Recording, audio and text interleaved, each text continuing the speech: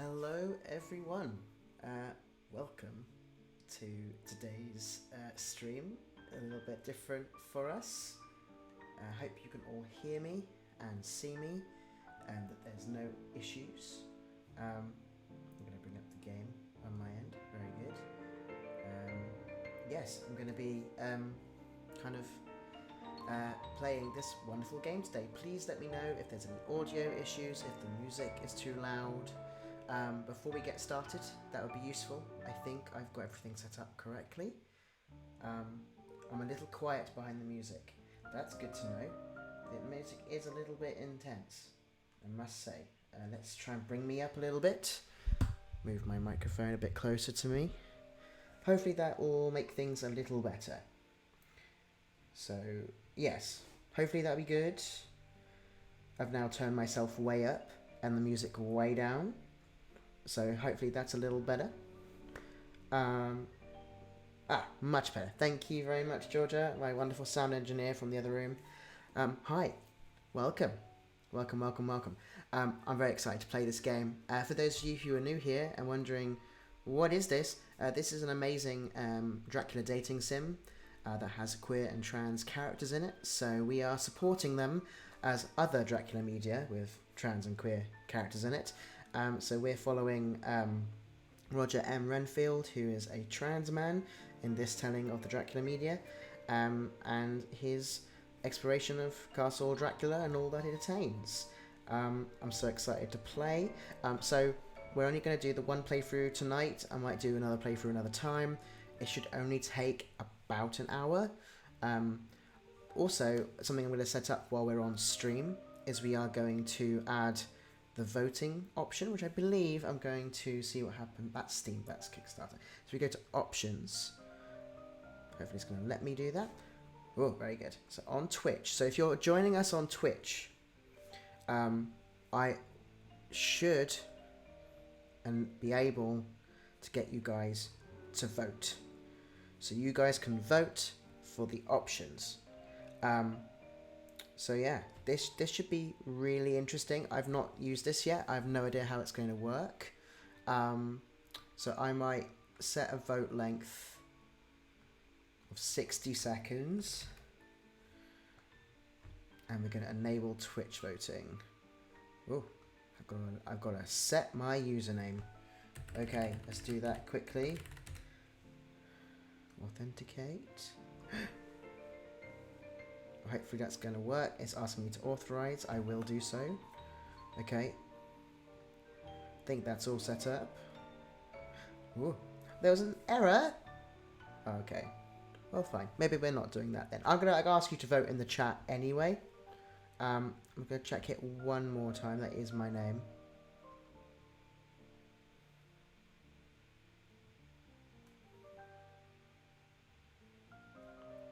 Did ask it to do so. Oh well, okay, I tried. That's something useful to know. So we are just going to go with the normal stuff anyway. So sorry about that. Voting for all the kissing. Yes, we are all going to vote for all the kissing. Yes, please do vote in chat, and I'll just have to keep an eye on the chat to see who we want to vote for. So there are 4 romanceable people. I'll see who we meet. I think we should leave it a bit vague for those who are new. Yeah, let's do this. Let's start. There are content warnings for this game. Let me just bring those up on my screen so we can just have a little check on what those are, because I think it's only fair going into a game that you know what they are. And I'll read those out for you because I did see them earlier. So yeah, so this contains general horror themes and violence, such as supernatural body horror elements, visuals and text, blood, visuals and text, dismemberment, text only, and human and animal death, visuals and text. This is just a demo, so it's an hour worth of demo. So hopefully, obviously if there are no content warnings for the rest of the game, we'll know. This is currently being kickstarted on Kickstarter. I think they're about halfway through. I will put the link as well to the Kickstarter in the chat. So you guys, if you like what you see, you can go and support it. Again, I'll bring that up. Dracula FD, Kickstarter, and then we will get on with the game. So hopefully it's going to let me just... Oh, come on. See, anytime I try and do anything with any sort of panache, it doesn't work. So let's try that again. Into the chat it goes. Cool. And that's done. So, without further ado, let's start this game. So I'm going to load... Empty slot. Oh no, okay, so we're just going to start. Okay.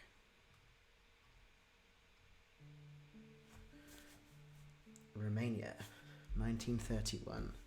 Castle Dracula. I, Roger M. Renfield, have been sent by the Harker and Hawkins law firm to complete the sale of a number of English properties to the castle's master, Prince Dracula. Though Dracula has been hospitable, his domain is less so. Ghosts haunt the halls of this oversized tomb, alongside other unnameable creatures, men made of smoke and ash. My host swears they're nothing but bad dreams, and yes, it's true, I have a history of waking nightmares, that I've lost good years in the sanitarium. But since when do nightmares leave handprints? No amount of charm and hard liquor can fully convince me the monsters aren't there. The more Dracula plies me with them, the less I trust him too. Okay. Exciting. Who can I rely on in this terrible place? 15th of February 1931. Okay. Our nightcap knocks me out until sunset the following day. Can I do this auto? I'm a total disgrace. And I feel like shit, don't we all, buddy? Someone's come through and left documents on the desk. I'm absurdly late for work. At least there'll be a distraction from everything that happened last night, my own conduct included. What did you do? Alongside the documents is a breakfast tray.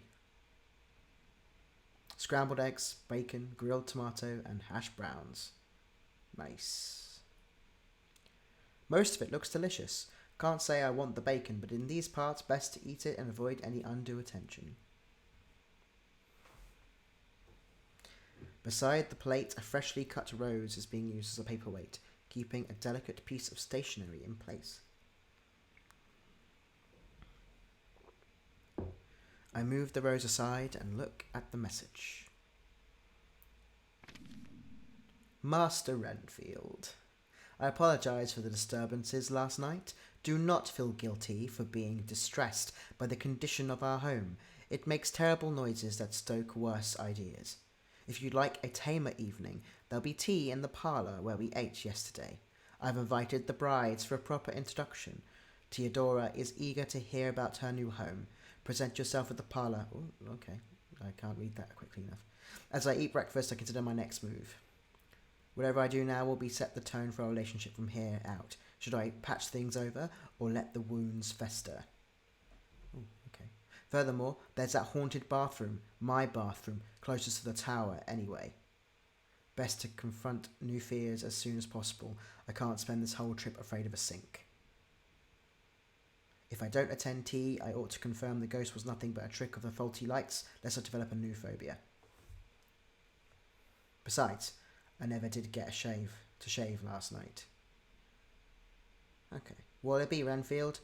Heed your master's call or brave your creepy toilet? Okay. Oh, as it asks... Oh, I can vote. I can vote. Let's see if it works. I'm going to press start vote.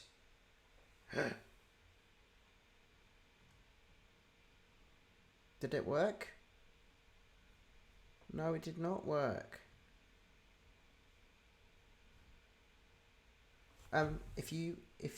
Yeah. Give it a go, guys. See if you can vote. Exclamation mark vote number 1 or number 2. Okay. Let's see what happens. Gave everyone a timer, so hopefully it should just be a minute. I know there's not a lot of people in the chat currently, but hopefully we'll be able to get an answer then. Okay. I think everyone's voted. Oh, it's quite a long vote. Let's end the vote early. Oh, no, there's still people in the chat. I don't know how many people are in the chat. Sorry, guys. Please do vote if you're here or you're able to. I think at the moment in the chat, it's Castle Dracula, which is very cool. I have done number 2 already as a test. So, yeah. I think I'm going to hope that we get to vote 1. And next time, we'll do vote 2. I think I'm going to end the vote early. Let's do that. If it's going to let me. Yes, I can. Okay. So the answer... Oh, it didn't let me do it. Oh, that's annoying. Right, we're going to do number 1, because you did it. It would be rude not to take him up on his offer. He is my host after all, and when he saw me jumping at shadows last night, he was uncommonly polite about it. Okay. I might have already offended him, scared of nothing, over nothing but the creaks and strange shapes of an old castle. Hope I've written our relationship before it's even started. Ooh. At 7 on the dot, I step inside the parlour. Dracula sits on the sofa with a rail guide in his hands. Oh no. He's totally absorbed and doesn't acknowledge me until I'm just about at the coffee table. Hello, Dracula. I do like that they've given him he looks very suave, but he has this moustache going on. Ah, evening, Mr. Renfield. Planning your trip? I thought we'd charter a boat, but then I remembered Bistrista had a rail service, and now I'm wondering if that's easier. It'd have to be, wouldn't it? There's a lot of coast between Romania and Britain. It wasn't always like this. Strange how the world turns. Once I didn't think it turned at all. I remember where a trolley rattles through the parlour door. The bride, in an old-fashioned dress, pulls a tea tray alongside us. Oh, she's so cute. She moves the teacups and saucers to the table, then offers us milk and sugar. Dracula refuses both. Just milk, thanks. There's a range of sweets on the middle shelf of the trolley. Care to join us, Theodora? Theodora? She looks at me with disinterest, but takes a seat regardless. Comfortable, Mr. Renfield? Or Master Renfield? Oh, yes. I hold my cup between my hands. In the mountain climate, any extra source of warmth is pleasant. It heats the joints of my fingers where the fireplace didn't fully reach. I'm a bit stiff from work. The break is worthwhile. My husband says you've come from London. She doesn't pour herself any. Her hands fold over each other and across her lap like a large, pale butterfly. Theodora is maybe half Dracula's middle-ish age, younger than me certainly, yet she has manners I haven't seen outside my father's work parties. They make them difficult in the Balkans. They make them different in the Balkans. A night on the town in Berlin would give her a heart attack. London originally, yes. Is it nice? Is it nice? What do I say to that? It's London. Whether it's any good doesn't matter. It happens to people, whether they like it or not. It'll happen to her soon. There's always something to do, always something to see. Everything you'd want from Metropolis.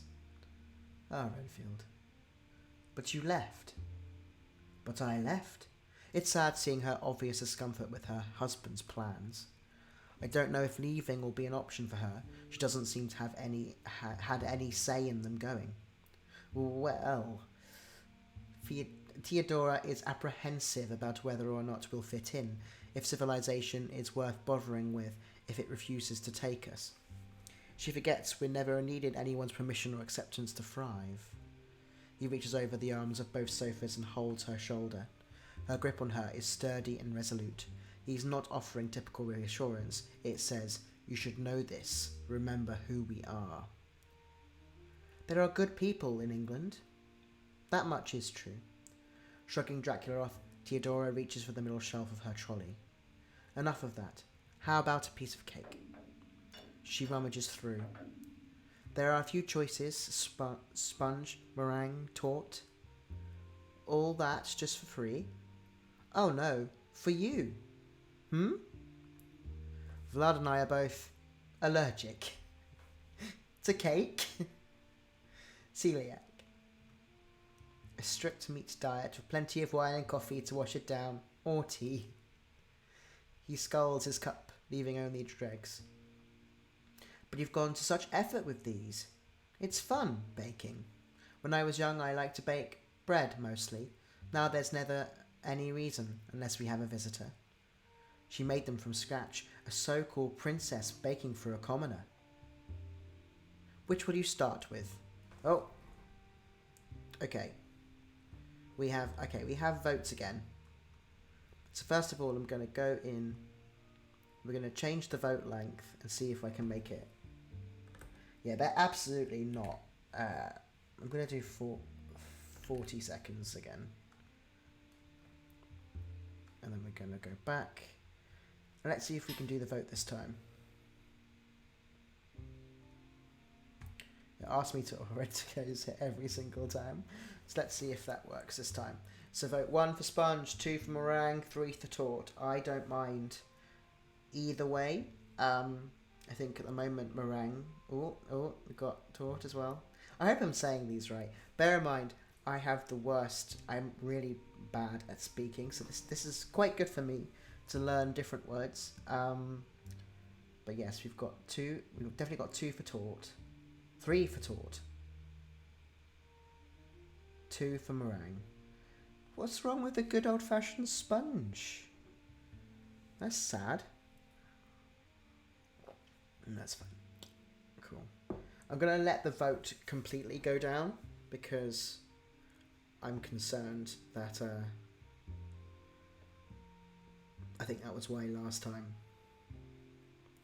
it didn't work. I'm gonna see what happens if I also vote 1. And we'll see. But yeah, 30 seconds seems... I put in 40 seconds, so I thought I was being sensible, but now I'm thinking 40 seconds might be overkill. Interesting. Huh.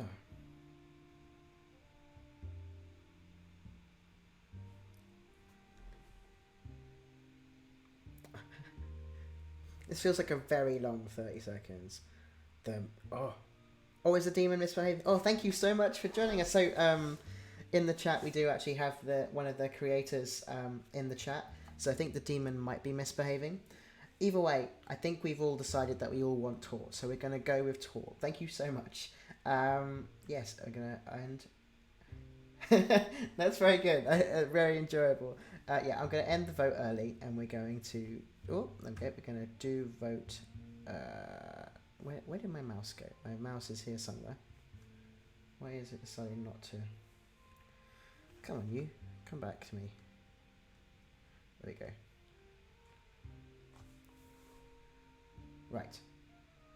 The vote was ended early, so we're going to go with torte. A dark crumbly torte, a consecration of different ingredients, chopped hazelnut and orange rind. Ooh. See, I'll admit I'm not a fan of chocolate orange, but I do like a torte. Here you are. She takes it from the trolley. It's on a bread plate that matches the cup and saucer. All their dinnerware seems to match. Amazing how the other half live. When I lift it from the plate, it's immediately obvious something is wrong. The slice breaks like the Titanic, a rumbling split halfway that sends the rear tumbling back onto the plate. Anyone who'd eaten a torte before would know something's wrong. But if she's allergic, maybe she's never eaten them. I feel bad for judging. Thank you. I bite in. This thing has never encountered the concept of moisture. Forget the Titanic. This is a Saran sandstorm localized exclusively inside my mouth. Oh no. But the dark chocolate is rich and the orange is tangy, and I'm a brave-hearted Englishman who can survive a bad slice of cake. I eat too quickly. Maybe she'll take it as a compliment rather than a desperate need to get it over and done with. Oh man, me and Renfield are the same, for real, for real. She looks surprised. Was it any good? Her dewy, doe-eyed stare puts me on the back foot. She's suspicious of me. Can I lie convincingly enough to overcome that? No. No, mate. If we're the same, there's absolutely no way we can lie in this. Even if she doesn't believe me, that may be better than damaging her pride. At the end of the day, she did give me cake. Being honest would show respect, though. She could improve before she bakes for someone else, avoiding upsetting her future English neighbours. What to do? What to do? Oh no. Guys, are we sparing her feelings or are we respecting her intelligence? I think we should be honest. Oh no. Oh, thank you so much for the subscribe. That's 2 people today. Thank you so much. Thank you. Okay, guys. I guess we should still start the vote. So vote 1. Just let me know if you vote 1 or vote 2 in the chat to support Theodora with her baking.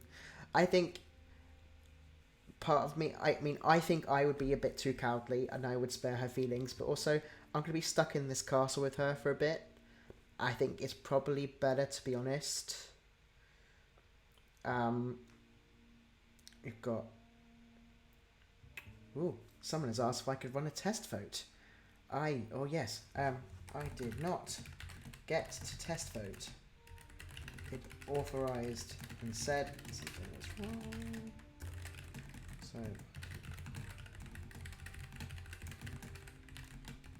on the screen. Cool. Okay, we have 3 people for vote 2, 4 people for vote 2, 1 for vote 1. I think, yeah. Honestly, I agree. I think we should go with vote 2. I think we should see how cowardly... Let's not be cowardly, because we've got... So I know that the story works around being cowardly or being brave. Cool. Oh yeah, thank you so much. Lovely, fine, feather friends. Fiends, sorry, not friends, but fiends. I mean, friends to me. Fiends maybe to everyone else. Thank you so much for letting me know. I'll if you don't want me to test it another time, please let me know. I'd be happy to help. Meanwhile, let's respect Theodora's intelligence. Let's be honest. Not bad by any means.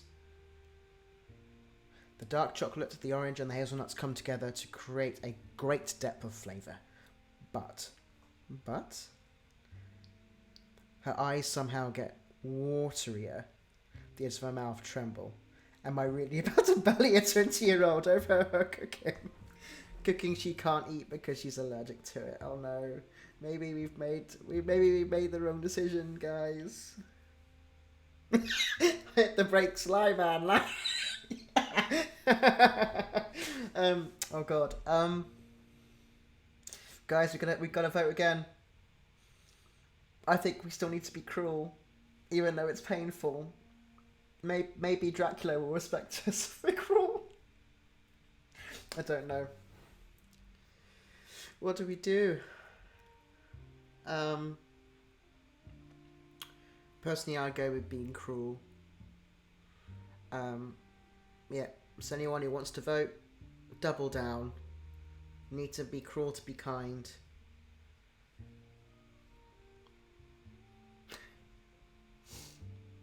If anyone can convince me why I should lie, please do. But if she is about to cry... Oh no, we've got 2 votes. We've got 2 votes for 2 and 2 votes for 1. So I guess it is my vote is the deciding vote. Unless someone can come in and, yeah. Vote 2. Okay. That's 3-2. So if anyone wants to, again, stalemate it, make it 1, come in. But we might have to be cruel to be kind. Okay. Gonna be cruel to be kind. Majority rules. There were some areas that could be improved. Uh-oh. Try adding some more moisture to the recipe. Extra butter or eggs. Thank you for the feedback. She tenses and scoots away from me along her sofa. Oh no. Dracula, who's kept silent throughout our whole discussion, suddenly lurches forward and places his empty cup and saucer on the table. If Theodora made a mistake, it wouldn't happen twice. Oh God. Of my bride, she is far the most responsible and careful. She twists and arcs her whole posture towards him like he is exerting some tidal pull on her. The shine in her eye turns from hurt to admiration. Okay. Try the others. He brings additional player plates down either side of the one I finished. I jump at the noise and set my eyes up to confront his gaze. It's dark, smouldering, compelling. No. He startled me and I don't want it to happen again. That's all. yeah, Rachel. Oh God, yeah, no, it makes sense. I wish yeah, God. Isn't it admirable though? What, he'd take that kind of offence on behalf of his wife? Plenty of men wouldn't care unless you did something to insult their own taste, like calling their partner ugly. Let's say it's admirable. Oh God. I take out my fork again for the battle ahead. Of course, they look. He and I continue to disregard each other as I plunge it in. Wonderful. Yeah, okay. I think we screwed up the cakes. Yeah. Whoopsie. Well, I know for next time. It's a pleasure to make your acquaintance, Master Renfield. The pleasure was all mine. She curtsies slowly. The trolley rattles off down the corridor to whatever distant part of the castle the kitchens are in. Guess I'll be going to work to be done. I appreciate how unsounding you've been about how I slept so late. Not to worry. Everyone's nocturnal here. If you're up at dawn, you'd be the odd man out. Ha! Allergic to sunlight too? Oh God! Renfield. Actually, yes. Why did I make that joke? Why is he me? Whenever I think I've got a chance of clawing into his good graces, I waste it on a social gaffe. Aren't I credit to my firm? Constant malnutrition makes us pale, faulty. My eyes can't stand the light. All 4 of you?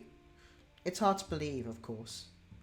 A whole family of nocturnal celiacs with vision problems. Ah well, birds of a feather flock together. These things do happen. Who am I to question it?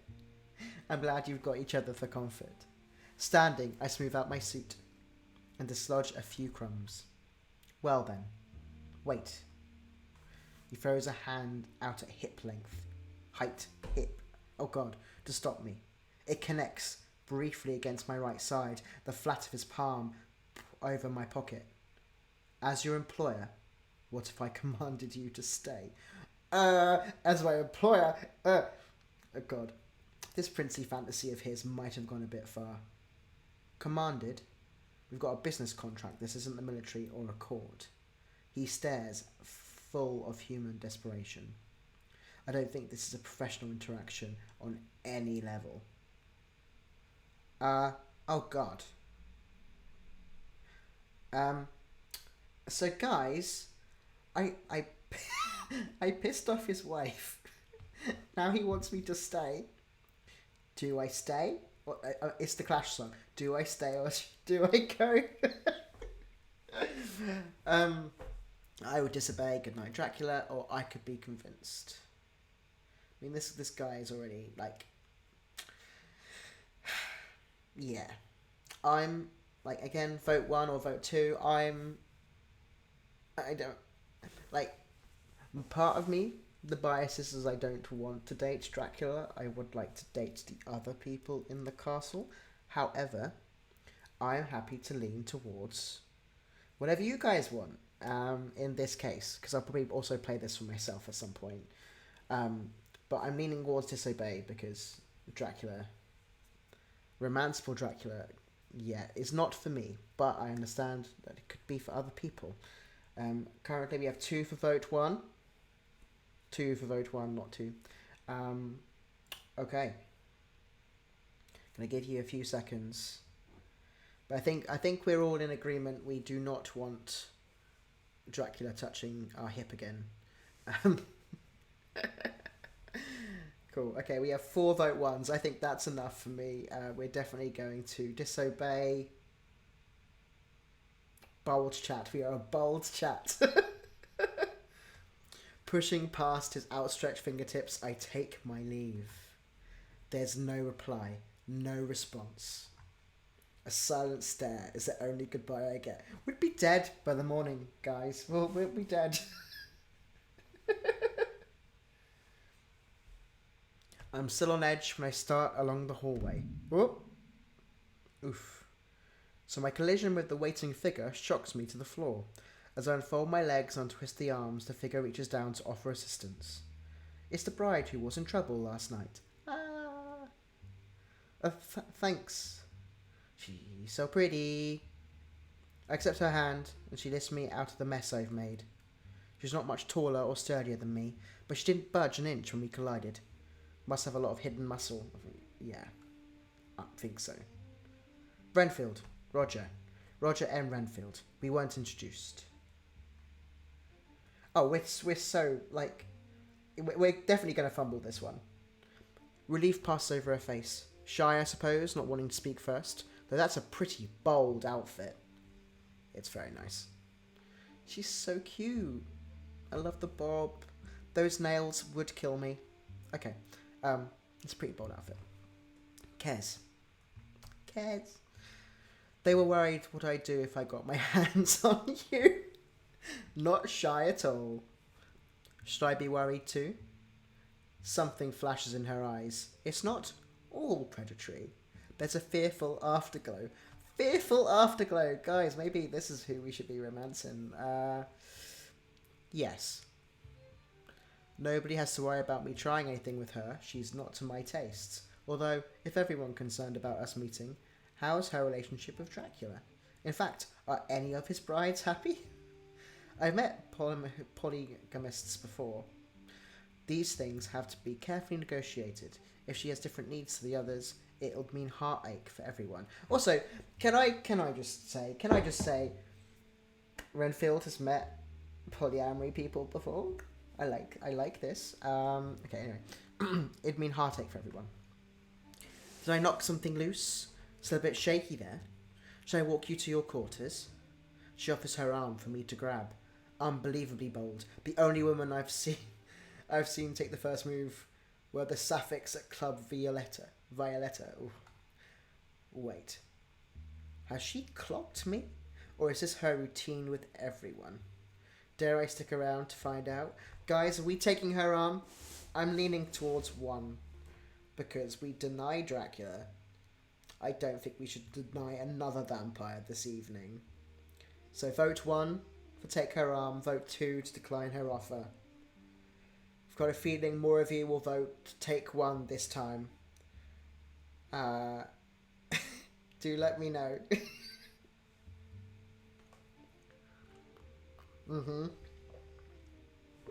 I know this chat.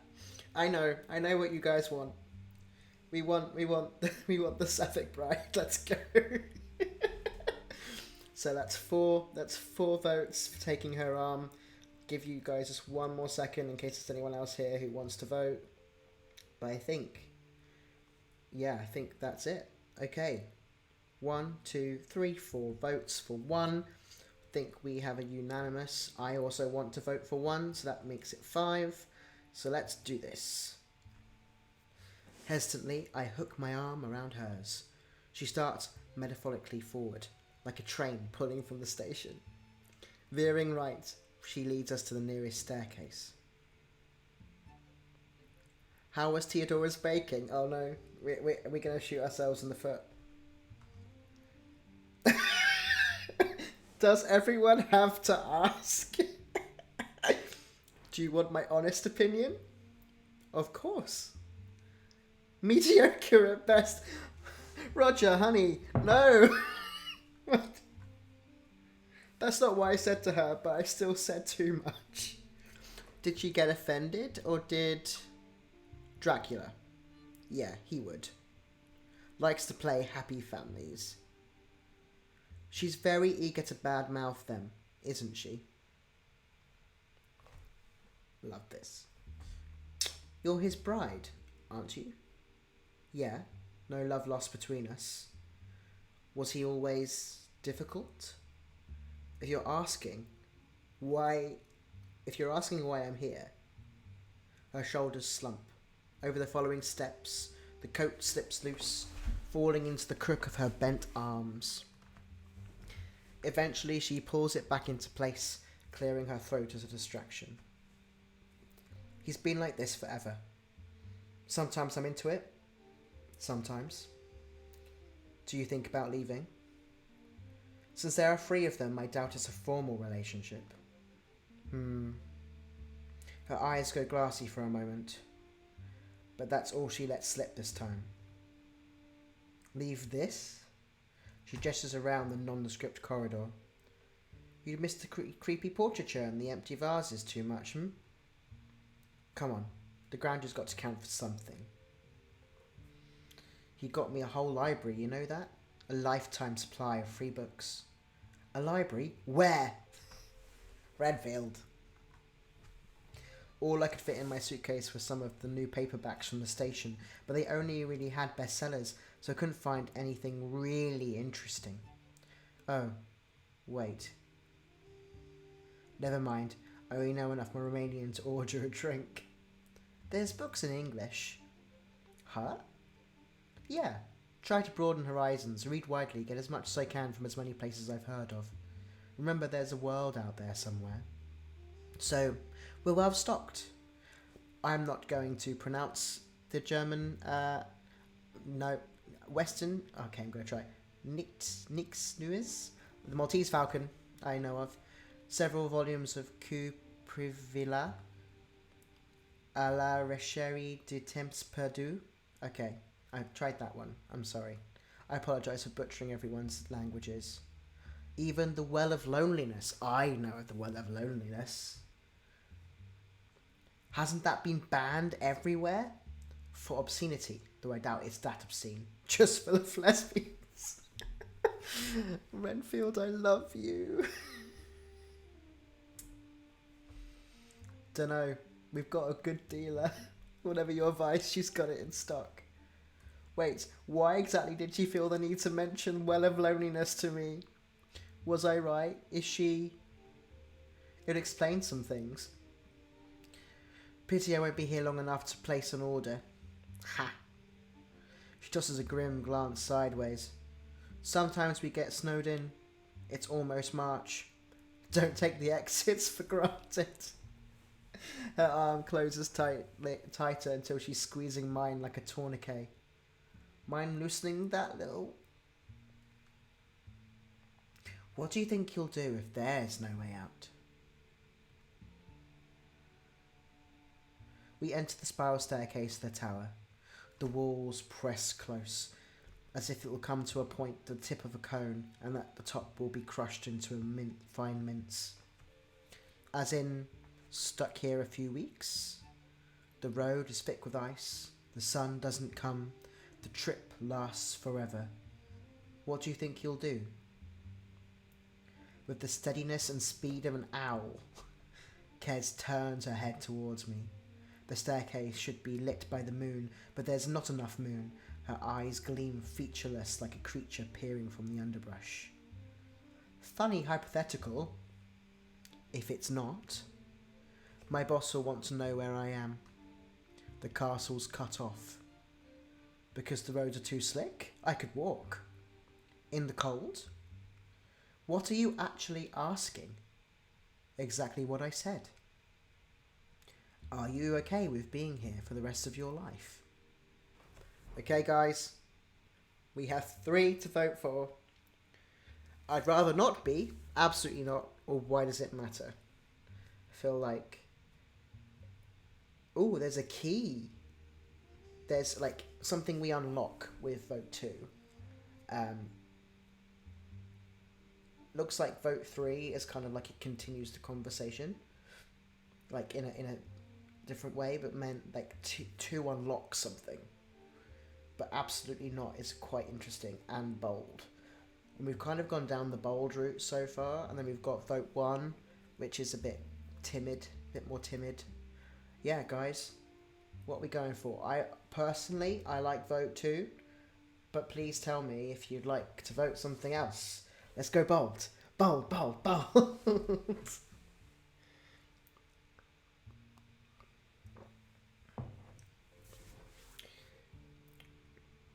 Feeling we're going to also all be voting for vote 2. Gonna see how many people are here. I actually have no idea how many people are watching the chat right now. Ooh. I think there are 8 of you. It's very cool.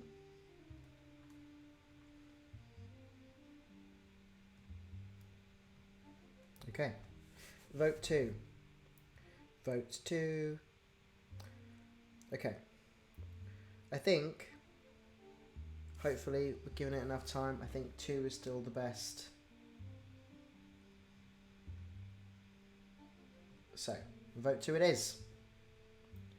So yeah, that's 3 votes. Bold, bold, bold. Vote 2, my own vote. So let's go bold. But I need you to listen, Kez. The others have been very clear what they'll do if I step in myself. But they can't do anything to him. After I'm gone, take a bathroom break. Look at the mirror. Follow his instructions. Whose? You're a liar. Let's just say I'm under oath. When I say liar, you're a lawyer. Where did that... let's just say I'm under oath. Arriving at my bedroom, I loiter in the frame for a moment longer. The escort was much appreciated, Kez. Stay alert.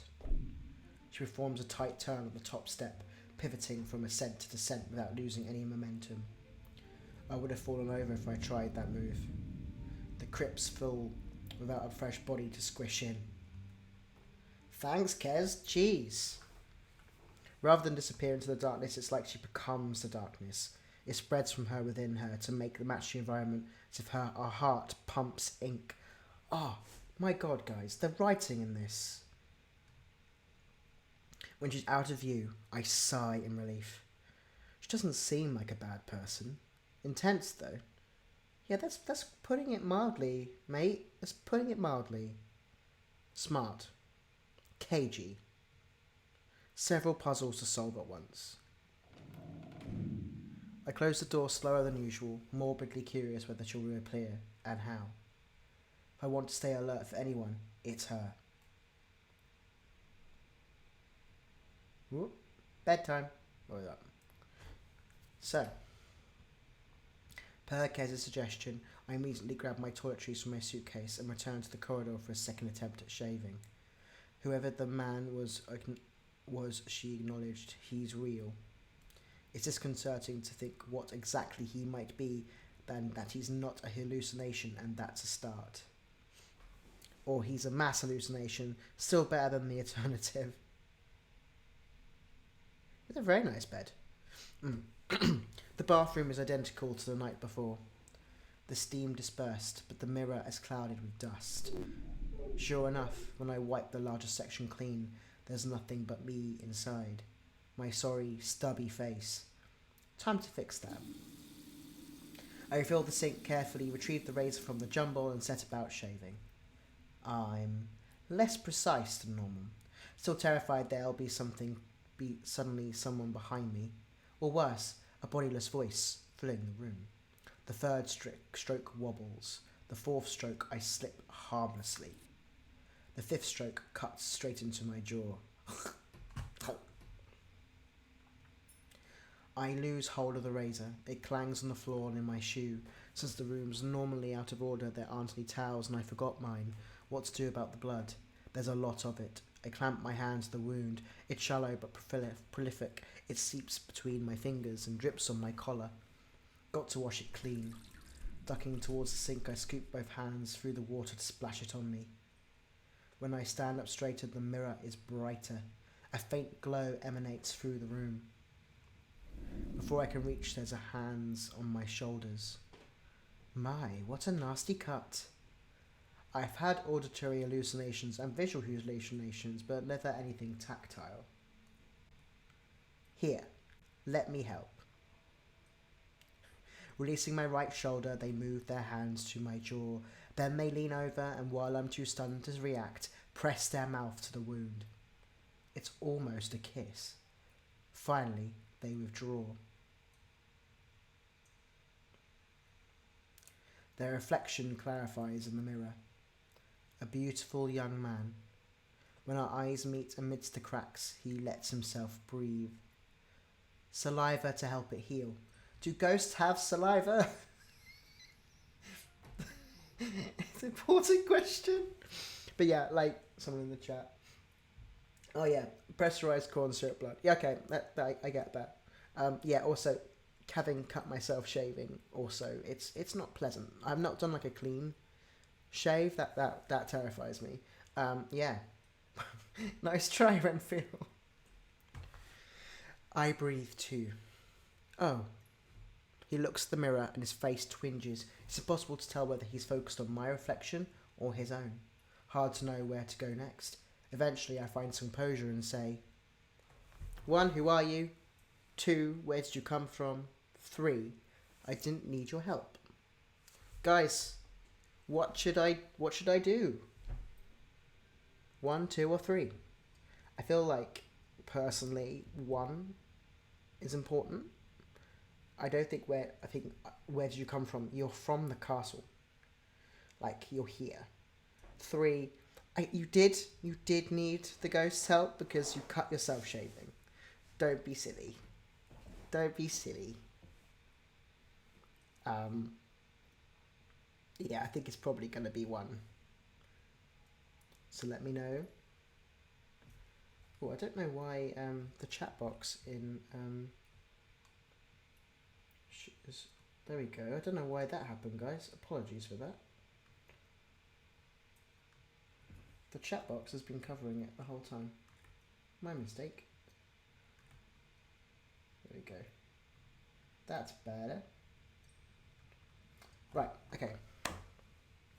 So yeah, vote 1, vote 1, vote 1. I want to do vote 1.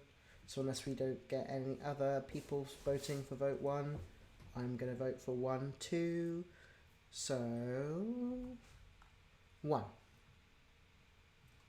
Who are you? Another of the house's pitiful inhabitants. That's not much of an answer. It's all you'll get. I try to turn and face him directly, but he catches my shoulders again and keeps me looking at the mirror. We're not finished, are we? I interrupted you last night and again now. If I could please have the razor, try mine. Before I can reach, he slides his grip down my arm, take hold of my wrist, and guides my hand to the mirror. Open your fingers. I mean, I don't want to... Kez said to just do what he says, right? We like Kez. I think we should do it. I think it's a vote 1. I don't think we should be refusing. But then also, refuse is brave. What do we think? This one seems to have an effect on our bravery. Again. I mean, this guy did actually just help stop us bleeding. Comparatively to last time, where Dracula was just coming on to us. So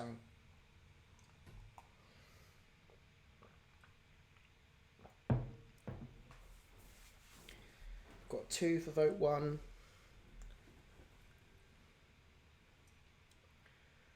think I'm also leaning towards vote 1.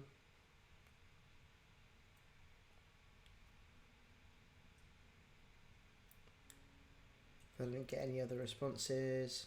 Oh, vote 2. Oh, creators are like, vote 2. Oh no. Tempted to refuse now. No, oh god. Interesting.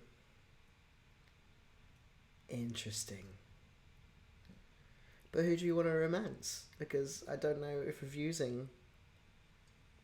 I don't know. I'll see if we get any other votes. But the majority is 1. So we should go with 1. We're following voting majority rules. So unless someone comes in and says vote 2 as well. Smooch that go. That means do it. Surely that means do it. I don't know. You've managed to bounce between 3 or 4 routes. This is very funny.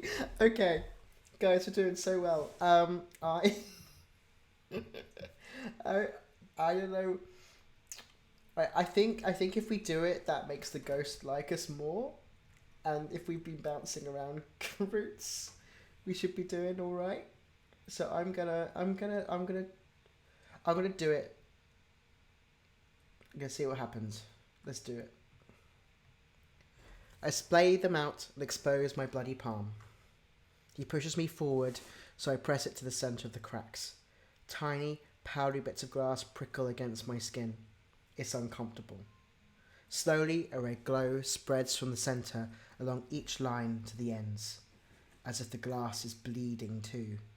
Then, like a cut, healing at upbeat time like speed, the cracks close. The mirror is a single, perfect pane. He lets go of my hand. I lower it to the grasp of the edge of the sink. A tiny latch is now visible at the edge of the mirror. He clicks it open and swings the surface out, revealing an indented cabinet space behind. There are 3 items on the middle shelf: a strangely curved comb, a bulky off-white hairpin, and a folding razor with an oversized grip. Just having a safety razor against my face can be unnerving. Is he really going to use this instead? He takes it from the shelf. Yes, he is. As he unfolds it, he closes the cabinet. When we're done, don't forget to take these too. I'm not sure I need you to.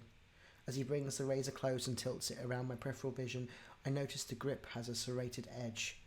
7 sharp points of varying size and shape, on a grip of dull ivory. You touch it to my skin and I realise what it is. I say nothing.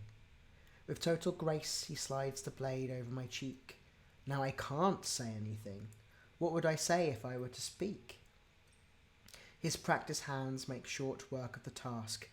This is a man who's done this for many hours as a barber. When he's done, he folds the blade and presses it into my bloody palm. Don't forget the other pieces. What? Maybe next time we meet, we could play a game. Chess, perhaps billiards. Wait.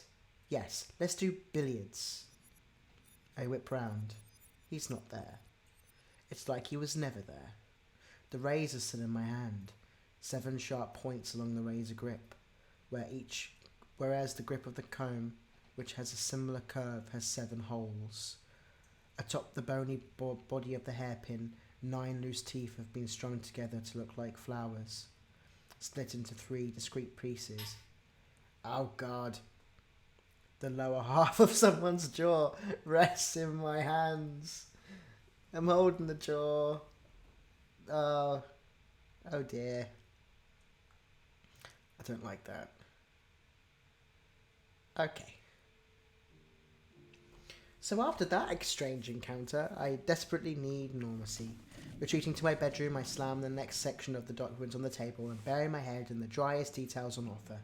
I calculate sales taxes, I cross-reference details about extended permits, I note depths of water lines. Anything to stop me thinking about the pieces of human jawbone I stuffed to the bottom of my suitcase. I absolutely will not think about it. I will think about condition reports instead. I drop my pen and open my suitcase. Digging through it, I find the pieces of jawbone. Someone has engraved the razor piece with a floral motif. The teeth have been plucked from the grip of the comb, looped into makeshift daisies to decorate the top of the hairpin. The more I look at it, the more disgusted I become. It's not right, desecrating someone's body parts like this. I've got to dismantle them. There aren't any scissors or pliers or pry tools in my bag, but I bet I can find some around the room. Ooh. Guys, where should I look for something to help with the jaw? So the wardrobe, desk, or nightstand. Yeah. 1, 2, or 3.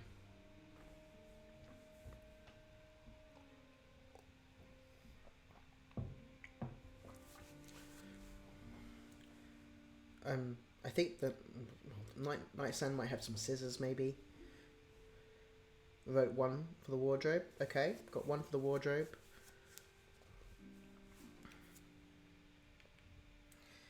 I don't particularly mind.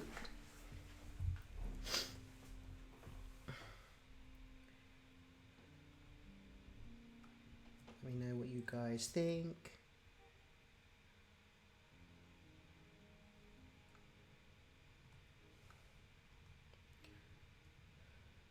Okay. We have 1 vote for the wardrobe. So I might vote for the wardrobe, see how we go. Because I don't think this is a big follow through. So let's do wardrobe first. Half empty, enough space for my clothes, but the other half is taken up by an assortment of suits and outerwear with shoes in a row along the bottom. The drawers are the same, empty on the left, squished full of undergarments on the right. Nothing is modern, but it ranges from a few decades old to several centuries. While I'm sorting through, I find something hard in the pocket of a most recent suit. It's a utility knife. Hey! That's... Get yourself. Should I just have a look at the others? I think I'm going to look at the other things as well. So the drawers of the desk seem empty, but the compartments look shallower than the exterior. I feel around the edges of the drawer and find an unsubtle false bottom. Beneath it is a selection of leather journals along with some loose papers and station set, all in Romanian. It's impossible to read anything but the unsealed letters are signed with M. M for what? What? Okay.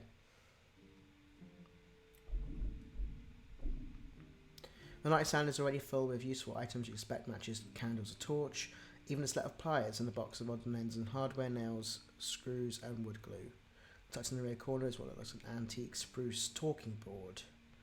A worn planchette of brass casters still turned up on top. Have I just found a Ouija board or something like that? Instead of the Latin letters are 72 unfamiliar symbols. Yeah. Phony, crude, mass market spiritualism, but the beliefs of the others can be the threat of their own. It's a creepy discovery regardless of whether it has any power. Luckily, it's just jury wire holding the teeth together so it cuts easily. Whatever securing the blade and combs the jawbone has gone brittle. Those pry apart fine. Once I've wiped the edges clean of the glue residue. The loose pieces jitter across the floor in front of me, the trembling autonomously over the boards. Like there's some weak magnetism between them. Teeth roll towards jaw pieces sharp towards each other. The teeth rattle into their sockets. The sides twist and flip until they flank the front section. There's a hiss like a sword being crunched as they fuse back together. It's a complete lower jaw now. I have a million questions about why there was a disembodied jaw hidden in the bathroom, and almost as many about the belongings left around the bedroom. What happened to the former occupants? Settling upon the blankets, I stare up at the canopy. There's a constant draft in the tower. My chiffon curtains drift in and out from the bed, but it breathe with the air current's weak, unceasing motion, like pale sheets of snow. It's snowing. You're trapped now. There are no curtains in the bedroom. For anyone to see anything, both parties would have to stand in precise locations, one on the neighbouring rooftop, one against the window, which means the landlord never saw the need to add any. Nevertheless, it's discomforting to look out and know the world can look in. Snow falls over Berlin. Typical February weather, but it's light and radio babbles from the hall as I lie in the bath, signal steady for the moment. From where I lay I can see the hazy Mitz skyline. Snow comes down, boilers vent up, everyone struggles to stay warm, surrounded by hot water bubbles. I breathe slowly and appreciate being home. Tomorrow I'll be in Romania. Berlin hasn't totally hospitable to me. Last year's election, any sensible person would have been terrified. But there's not a nation in Europe that would treat me in all facets as I wish to be treated. Nowhere is good, just better or worse. Which will Romania be? I sweep the water over my chest, tracing half-healed scars and try to forget the world outside. Home is these walls. Central steam heating, green glass ceramic tiles, a porcelain sink, fogged windows, long narrow corridors, tight rooms with parquet floors, electric lamp and a fridge and a stove. The safe haven of a made man. I am a made man. I have made it to safety. Tomorrow I'll leave my building, survive another week and make it home by the end. Now the view is almost white. This must be record snowfall. Unsurprisingly, the signal fades to gentle static and the radio broadcast stops. I don't like the ambience. The water's cooling. Between the drifts there's a burst of blue light. A meteor shower? I wish it were a clear night. I'd have liked to see. Is it visible from outside? Apologies for the interruption. We'll now be resuming our regular broadcast. Stay right where you are and settle in for a classic. Let's Mephisto Polka.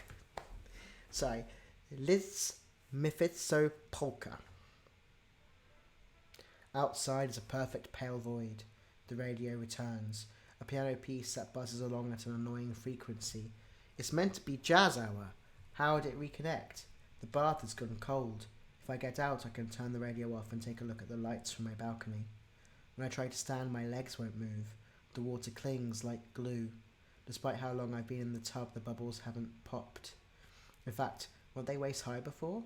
How'd they reach chest height? I can't lift my arms either. I lie limp in the too heavy water, unable to move as the bubbles rise. I'm not drowning here. They can't find me like this. Imagine the headlines.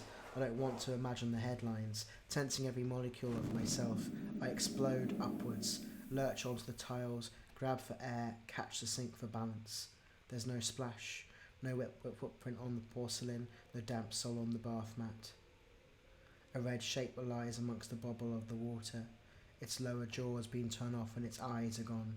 Below the waterline I catch glimpses of an empty chest and incomplete arms, with its short black hair and narrow waist. That's me, isn't it? And I'm... The radio plays static. I step through to the hall to silence it. Too tall, too dry, too dignified.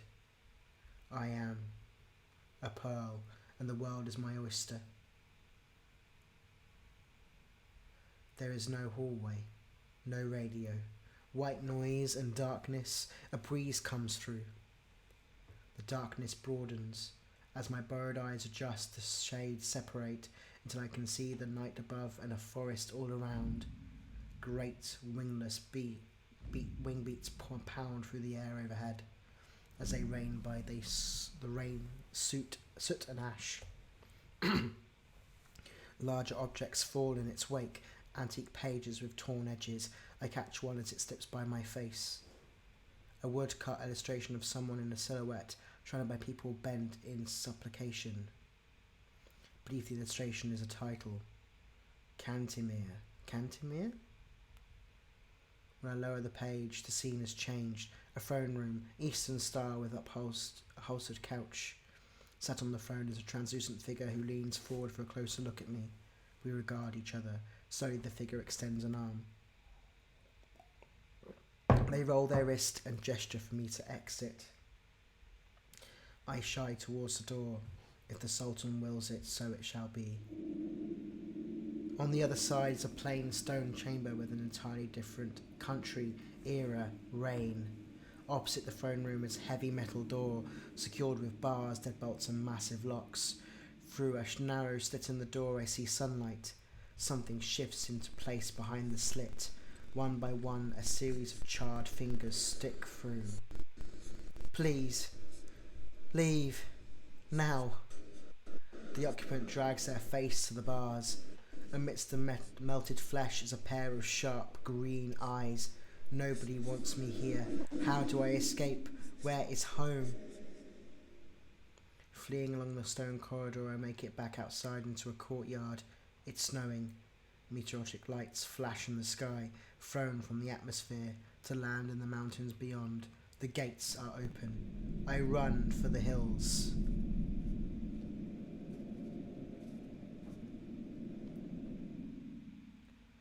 Amidst the peak is a perfect pale void. Stumbling through the banks and drifts, I keep focus on the dim aura ahead, that blue glow behind the white. The snow deepens. Knees, hips, waist, chest. I am consumed by the cold. A hand reaches for mine. It pulls me from the snow. I'm carried, half conscious, to the edge of a large box, dropped unceremoniously into a frigid concrete bath. While I splutter and shiver and shake, a grate slides across the top, trapping me inside. My rescuer straddles the box and peers through the grate. Leaving so soon? Dracula straddles the box. No. Good. Abandonment is the cruelest kind of treachery. Reaching out of sight, he takes hold of something. Why not stay forever? A bright silver knife. We have forever, don't we? The smile he wears doesn't reach his eyes. The knife lingers in the space between us. When we move... Get out! The world ends. It was nuts. 16th of February 1931. In the morning, the relative morning, the wrong 6 o'clock, I'm awoken by the sound of traffic. Staggering to the window, I see a convoy of horses, riders, carts and carriages clattering into the courtyard at the front of the castle. The tower is angled over a ravine, but peering to the side, some of the pass is visible. There's smell to investigate too, another delicious breakfast. Today it's a kind of fritter with tomato relish. Whatever happens on this trip, at least I'll have a good final meal. I sit down to eat and resolve to visit the courtyard after.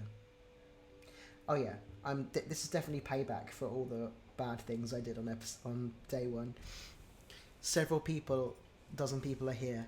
At the edge of the courtyard, I see some of them opening stable doors and feeding their horses. People are muttering, gossiping, conspiring all around, in all sorts of languages. Hungarian, Russian, Greek, Turkish, German. Theodora converses with a woman in Romania. High above the battlements, the mysterious third bride, Elena, watches like a gargoyle. There's no sign of Dracula or Kaz. Excited to meet new, less hostile people, I cross the courtyard to join Theodora's conversation. Good evening. Theodora doesn't look happy to see me. I mean, are we surprised? Given what I said about her baking, I suppose some hostility should be expected. Master Renfield, good evening. Boona. The Englishman? The Englishman. My reputation precedes me. What brings you and yours to the castle? Don't know. Mimic. We trade. Many like to trade with the prince or his princesses. She flashes a longing look at Theodora. She anxiously tries to ignore her. Are they lesbians? Is this what's happening? She anxiously tries to ignore her. You have some countrymen here. Why not talk to them? From England? Paying closer attention to the medley of languages, I hear a Cornish accent. Hey! Near the flashiest car. Shh, it's okay. He'll be here to help soon. A man comforting someone hidden in the back seat. As I approach, he rapidly evaluates my clothes. See? The Lord sent a concierge. Huh? Sorry, just a lawyer.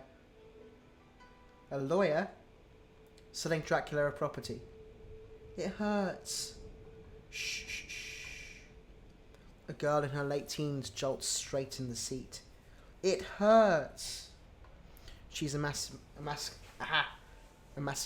and covered in sweat, hair a mess over her face.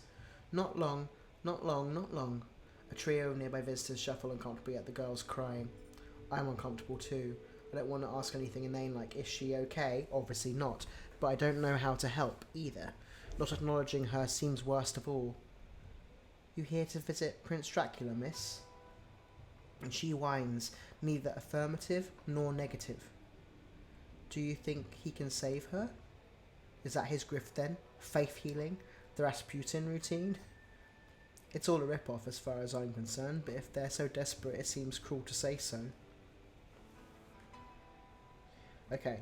How are we describing Dracula to these poor English siblings? I'm definitely losing my voice, but we're going to keep trying. So yeah, are we going for number 1, number 2, or number 3?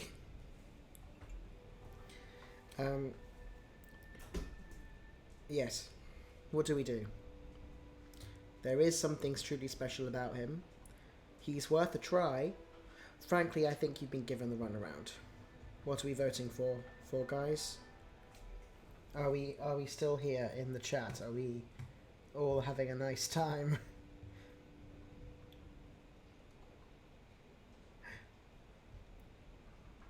Right, we've got vote 3. Will you be mean to Mr. B? We've been quite mean to a few people. I feel like narratively, Renfield feels like someone who doesn't want to let people down. But then, yeah, he does look a bit like Mr. Bean. It's a very English reference. Okay. But majority rules, guys. So I've got 2 for vote 3, but 1 for vote 2. I'm leaning towards vote 2 as well, so I need one other person to vote, which I should vote for as the tiebreaker. So if anyone wants to vote for 2 or 3, I will choose that one. We'll see what happens.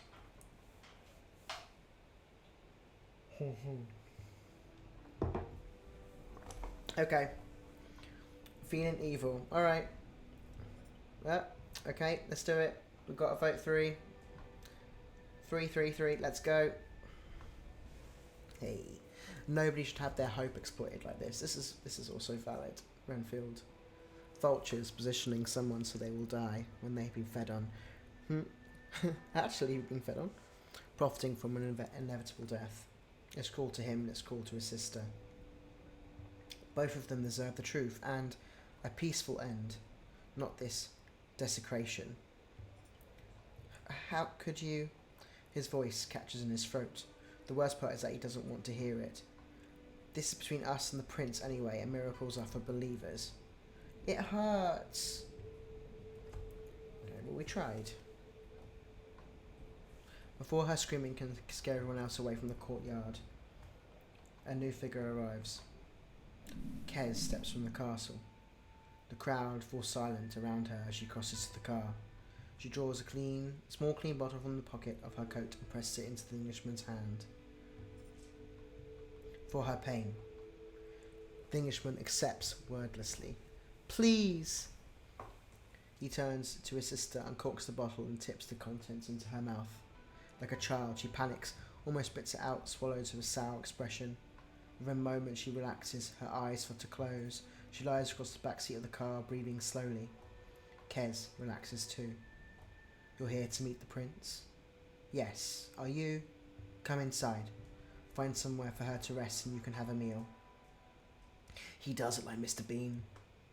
The thing is, because he's Cornish, like I have Cornish family, and Mr. Bean isn't Cornish, so I'm now getting this weird southwest accent, but it's still Mr. Bean. It's great. Thank you for putting that into my head. Okay, too kind. It would be cruel not to offer. The Englishman takes his sister from the car and proceeds inside. Kez doesn't move. She regards Theodora coldly. Theodora is unflinching, though the supplier she's talking to becomes anxious. Then Kez shoots a look at me. At last, she leaves. The courtyard remains quiet. Not for long. Theodora and her supplier move alongside me. Have you seen her smile? No. Should I have? 20 years, not a smile. Everyone is afraid of her. Now, Nico, she's just troubled. Trouble? Yes, she is trouble. She troubled you yet, Englishman? I draw a sharp breath. Ooh. She's been quite rude, or I don't have any complaints about her. How are we feeling about... Yeah, how are we feeling about Kez? I don't have any complaints about her. She's terrifying, but that doesn't mean she's not, like... Yeah, she's not, like, made a pass at me like Dracula has. And I wouldn't call it rude. I'd call it forceful. Can you tell I have a type? Anyway, I think it's vote 2 for me.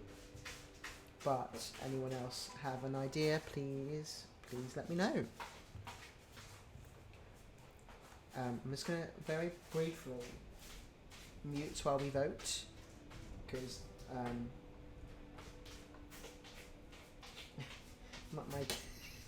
my cat is using his litter tray. Oh, Percy. I think he's done, actually. He is done. And the room smells done, so I'm having a great old time here. Okay, we're voting 2. I haven't seen anyone else vote for anything else. Great, okay, vote 2. I don't have any complaints about her.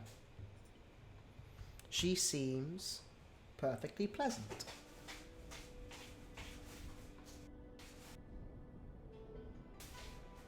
Ah, the Tate got him? The Tate. What? Nico! Yes, that's what he likes. I don't have to know what Tate are to figure out her meaning. I've never had the slightest bit of interest in. She doesn't need to know that. Show some respect. Psh, appreciation is what a lady needs. Dracula doesn't appreciate them. He's a good husband. Null illuminist. I'm assuming that's a... No, he's not. Terog. Theodora. Theodora avoids her searching gaze. These two, Nico and Theodora, need to go off together. That's what I say. Master Renfield, you have work to do. Go and do your work. Okay. Yes, Theodora. Excuse me. Proceed inside, return to your tower, ignore these vagrants, and, for your own sake, ignore your curiosity tonight, too. Her iron will bends for a moment. There's a glimpse of concern behind it. Very well. Godspeed. Keep your head, Englishman. Like Theodora suggests, I go inside.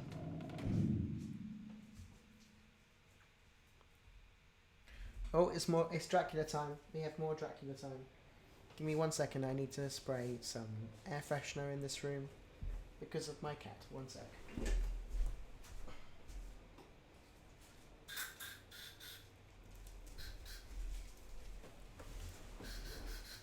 Sorry, Percy. Right, before I can intercept Set to man himself. Quite a crowd today. Not going to greet them yourself? Oh, no, wrong button. The brides take care of it. They certainly do. Back to work? Yes, nicely visitors, but they've got their jobs and I've got mine. Later tonight. We entertain some of the guests in the great hall and can get rowdy. The tower should be far enough away that it doesn't bother you, but... Ignore the commotion? Of course. We brought your dinner like usual. Have a pleasant evening, Master Renfield. And yourself, Prince Dracula. He sweeps off along one of the many unmapped corridors. Despite what I told him, I'd like to look around the house before I return upstairs. I got a lot done yesterday avoiding the family, so there's not much time pressure, and avoiding the family meant I saw barely any of the house. There's a time for a couple of tasks. Besides, if I'm destined for another encounter with the ghost, I ought to find somewhere to study the basics of billiards. Wouldn't want to get caught out by a dead man. Okay, so we have two options. We can go look for where they took the Englishman, look for the ground floor, look for outer areas, look for somewhere to brush up on billiards. So there's 4 things. 4 things. So let me know what of the 4 things we should do first.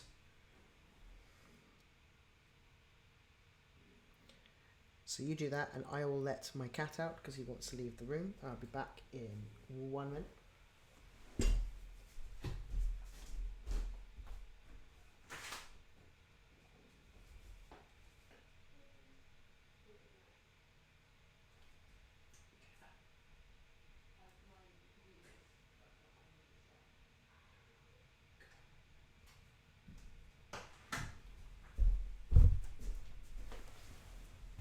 Okay.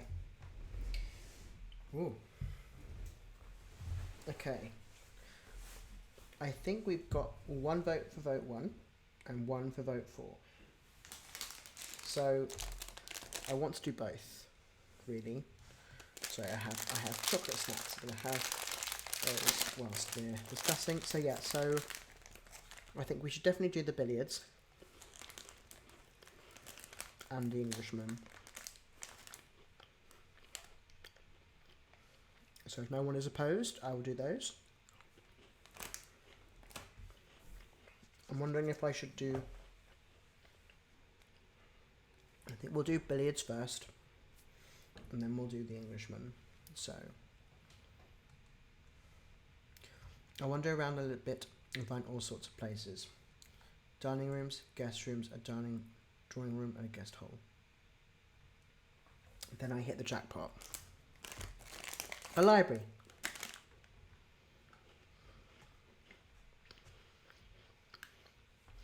Spread over multiple rooms and levels with thousands, tens of thousands of books inside. This is incredible. The Spirit's request is still in the back of my mind and I start searching for a sport and game section to brush up on my billiards technique. It's on the ground floor between other hobby books. Everything is properly catalogued like a real library. Pulling out a book on billiard rules, I stop to read it. Interesting. I'd never considered that. Oh, what a good idea. Yes. Kez, hey. I slammed the book shut. Jumpy. I thought I was alone. I thought, oh, you're done with that man and his sister. Have they calmed down? They're resting. Looks as though she could use a rest herself. There's no shine in her eyes, just flat, matte exhaustion. I probably shouldn't ask. She's probably the only one who will answer truthfully. Does Dracula really heal people? She flinches. Not really. Does a good job faking it. If it's fakery, why does any of the caravan come back? There are other deals he can do. They ask us for favours, he fulfills them. How? Feudal. Yeah, a feudal lord in the wrong century. Settling into the conversation, she slouches back against the shelves. How he and Theodora like it. What were you gossiping about with her and her stupid girlfriend? Yeah, Nico. Kez has been honest with me. Best return the courtesy. You, of course. Of course. She folds her arms across her chest. Someone's got to run people away before they get eaten. Yes, like your speech yesterday. Watch out. If you were smart, you'd have bailed the night you arrived. Now I face certain doom. Or something to that effect? She won't answer. That'll be a yes. How can I possibly follow on from that? Realising she struck the conversation dead, she leans around to check what I'm reading. My hand blocks her view. You place her hand over mine, interlocks our fingers, and shifts them to clear of the title. I stand a little straighter. She laughs darkly. Studying up on your technique? The basics. I saw the table and wanted to play, but I can barely remember how it goes. I'm something of an expert myself. Maybe instead of Vladdy, you could play with me. Vladdy? Did you just call Dracula Vladdy? Jesus. She has a realisation. Her hand falls away and turns a lighter shade of pale. Is the table all you saw? I turn to her. What else would I see? She tightens her lips.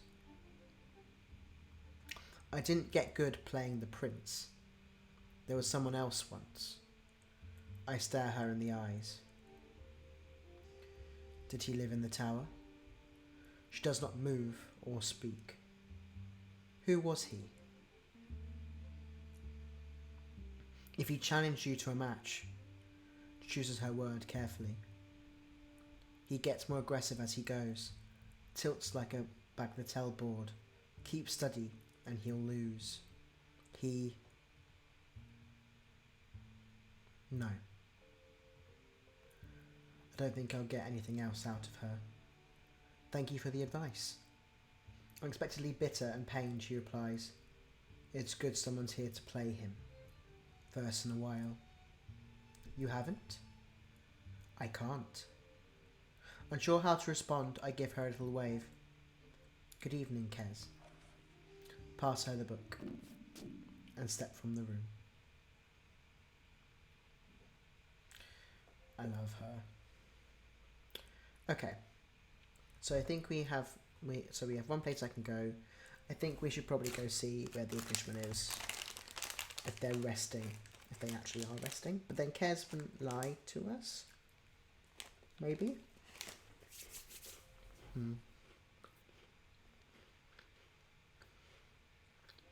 Okay.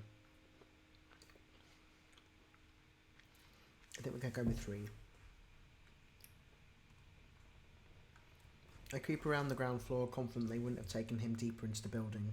The halls are quiet, except for the usual creaks and shifts of places at this age. At last, I press a room with someone inside. I expected it to be the girl and her brother, but it's just the girl. She's out cold on the bed. Someone's tucked her in and given her a wet cloth for her fever. Where's her brother, though? Passing the kitchen, I hear Dracula's voice. Frustrating that it's short-dated. We took what we could get, and the suppliers. Hello again. Master Renfield. Here, I thought you'd gone to your room. Had a chance to relax yet? Nico, was it? She outright flinches. Nicoletta. Miss Popescu? Popescu, to you. My apologies, Miss Popescu. Did you want something in particular from the kitchen? No, I was just looking for that Englishman and I thought you might know where he went. They look at each other. Enjoying the prince's hospitality. Yes, he's being entertained by Kazara. Funny, we were just talking in the library. Elena then. I don't remember which. Of your brides? Miss Popescu's lips narrow.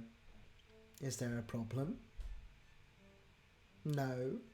I'll leave you both to it. Thank you. We're not doing well, guys. I feel like we keep on upsetting people. Get out. She doesn't mean that. She meant that.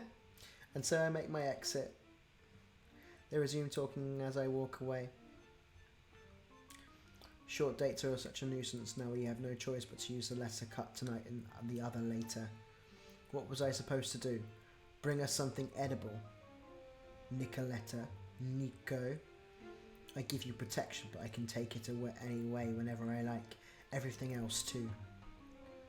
What if I take the food you are ungrateful for and your lawyer and drive? What will happen then? I don't know, but neither of us will like it. Nor will Theodora. There's a moment of silence. Then Mrs. Popescu pushes me into the wall of the corridor as she strides by. I take a moment to recover, rubbing the shoulder she hit. In the corner of my eye I see Drac lean out the kitchen and leer at her back. Then, he's gone.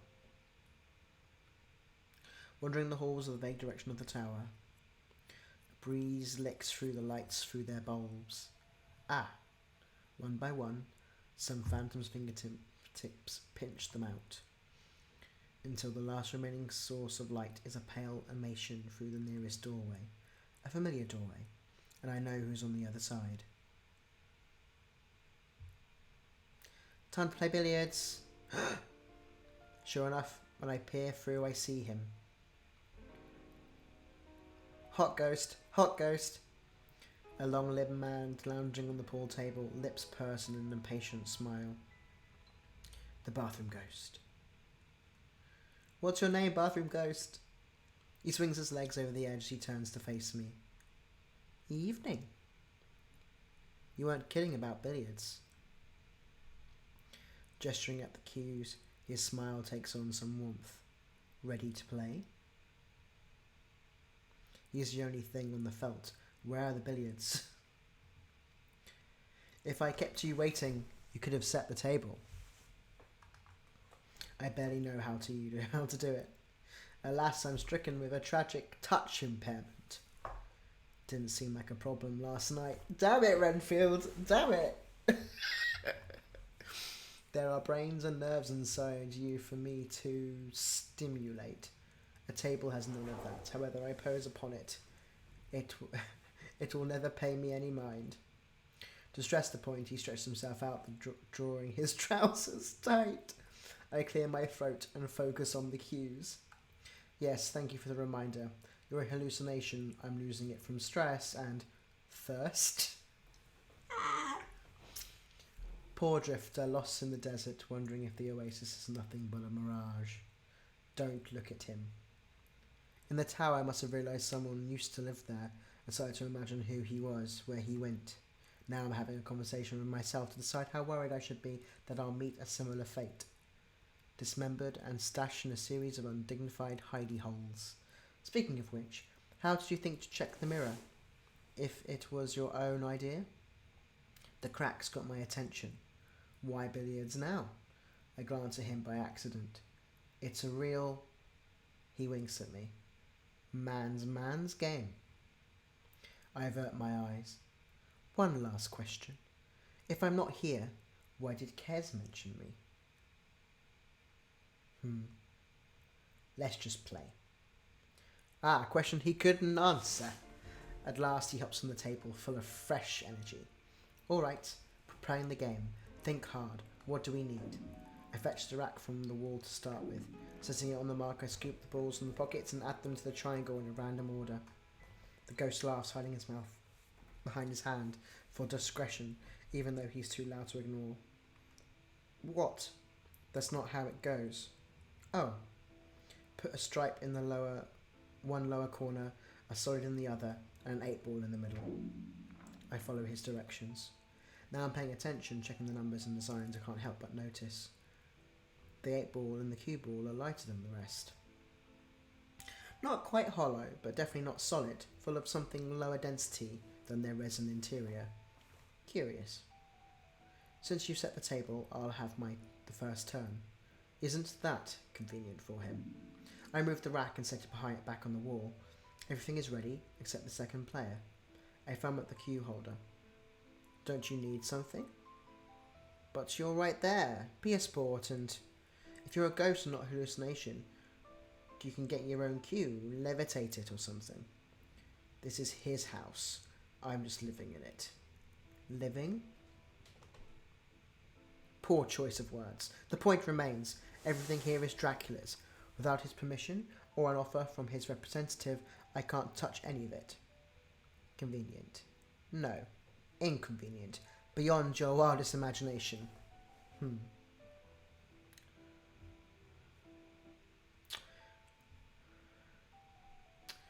Are we offering him a cue?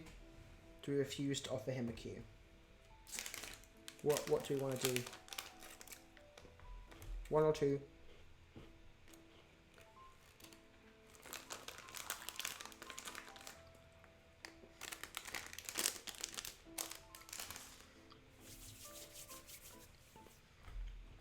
Vote one. Okay. Got any other votes?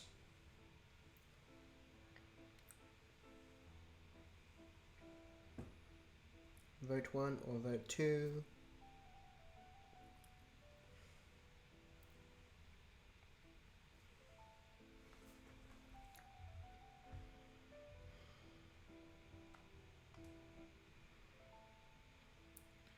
Just the one vote. Do we give him the cue, or do we refuse to offer him the cue? If we refuse, it's a brave thing to do. If we offer, it's a cowardly thing to do. I think we should offer him the cue. And everyone seems to agree. So let's do it. I lift a cue from the holder and offer it over the table. The ghost accepts with a bow of his head. According to him, he should be first. I take my own cue from the rack and turn it in my hands as he adjusts the placement of the cue ball. The ghost inhales, out of habit or a sense of showmanship. Crack! He shoots the middle of the wall of the triangle. The balls ricochet everywhere. The game is afoot.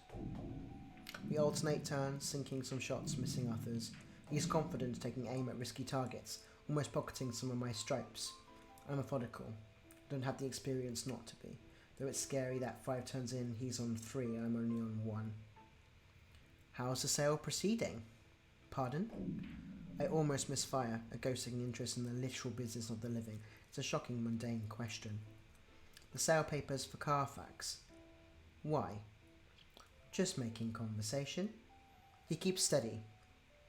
I had a job once. Ordinary duties, ordinary concerns, ordinary physiology. Sure. What were you? Someone's muse? A movie star? A salesman? Who knocked on the wrong door? Didn't I ever. What did you sell? This and that. He puts the cue behind his back and fires a trick shot at the 4 ball. It misses, but nudges the 6 closer to a corner pocket. Talking boards and planchettes, maybe? Ah. The family's black market black magic dealer. Not what I'd call ordinary. There are stock tails, delivery logistics and taxes like all retail. The product might be unusual, but the selling of it isn't. If Popescu is anything to go by, all the castle suppliers are a bit off. He might not be your average peddler, but he fits his working environment. I sink a straight shot. What does Carfax matter? Someone's dead. You, if I take your word for it. Shouldn't I be prioritising paperwork over not dying? He barely glances at the 6 ball as he taps it at least 3 inches into the pocket. Doing your job and avoiding your death aren't mutually exclusive. It takes a bit of focus, but I rebound the 11 ball from the wall on one side to the middle pocket on the other. Explain. 4-3. The gap is closing. Dracula isn't planning on killing you. He didn't want to kill me either. If he has a usable piece, he prefers to have it in play, which means that while he believes you are his pawn, I'm safe. Fill out the forms, obey as many rules as possible, be an eager employee and a model house guest. Above all else. His cue dabs the cue ball and sends it to a gentle roll across the width of the table. Do not. He clicks against 14. Mention me to him. 14 shivers on the edge, but it doesn't fall. This is the best opportunity I've had to press him for actual information. Let's see what I've got. I find an angle on the cue ball that it'll separate from the 14th ball. The shot ricochets from the top of the table to the opposite side, though I didn't dare hope it clings to the edge of 9 and sends it to the middle pocket. 4-4. What is there to mention? You haven't so much as introduced yourself. There might be dozens, hundreds of ghosts in a place like this, unless there's something special about you I should know. He fumbles his next move. I'm not in a position to score, but I notice somewhere I can move the cue ball that will make things harder for him. I'm not buying what you're selling, Mr. Ordinary Salesman. He scrambles around the table to try and salvage his turn. Why complicate things? Think of it like cruising. The mystery is a crucial part of the appeal. I can be another nameless man in a bathroom. Safety is anonymity. You think I've ever been able to go cruising? Our pace increases. Anonymity can help keep this past a secret. Name suppression laws, for instance, to prevent a public prying into criminal history. The turn comes hard and fast. So what's your name? I don't know. Call me Vlad. That's not true. You sign your letters with M. So did you, once. That changed. Oh, you know that, do you? What's your real name? What you've been using? Ghost. Ghost is fine. I am one of a kind. Why? He slams ball from the top left into the bottom right. Ooh, demanding. I launch a ball off the surface into the air, the briefest moment until it lands in a pocket. Answer the question. We are both at 7 points. He hits the cue ball to the middle of the table. The 8 ball is in line with the pocket, except reaching it will be a stretch. The ghost leans on the edge where I need to stand, an evil smile on his perfect face. Make me. Right. I'm feeling like we've earned this conversation to be a vote 1. Guys, has to be a vote 1, surely. We're not going to gesture him to move. We're going to make him move. We're going to press him. I feel like we are being brave here. I think he likes it. Let's do it. If anyone wants to convince me otherwise, I'm game. But I want to show this ghost that you should not mess with Roger. So, like, let's do it. Anyone else vote 1? We technically have 2 if you count me. Vote 1.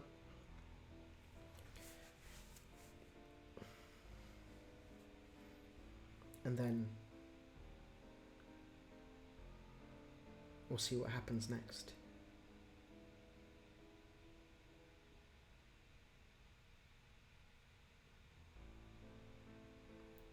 Okay. Just a couple more seconds. See if we do another vote 1.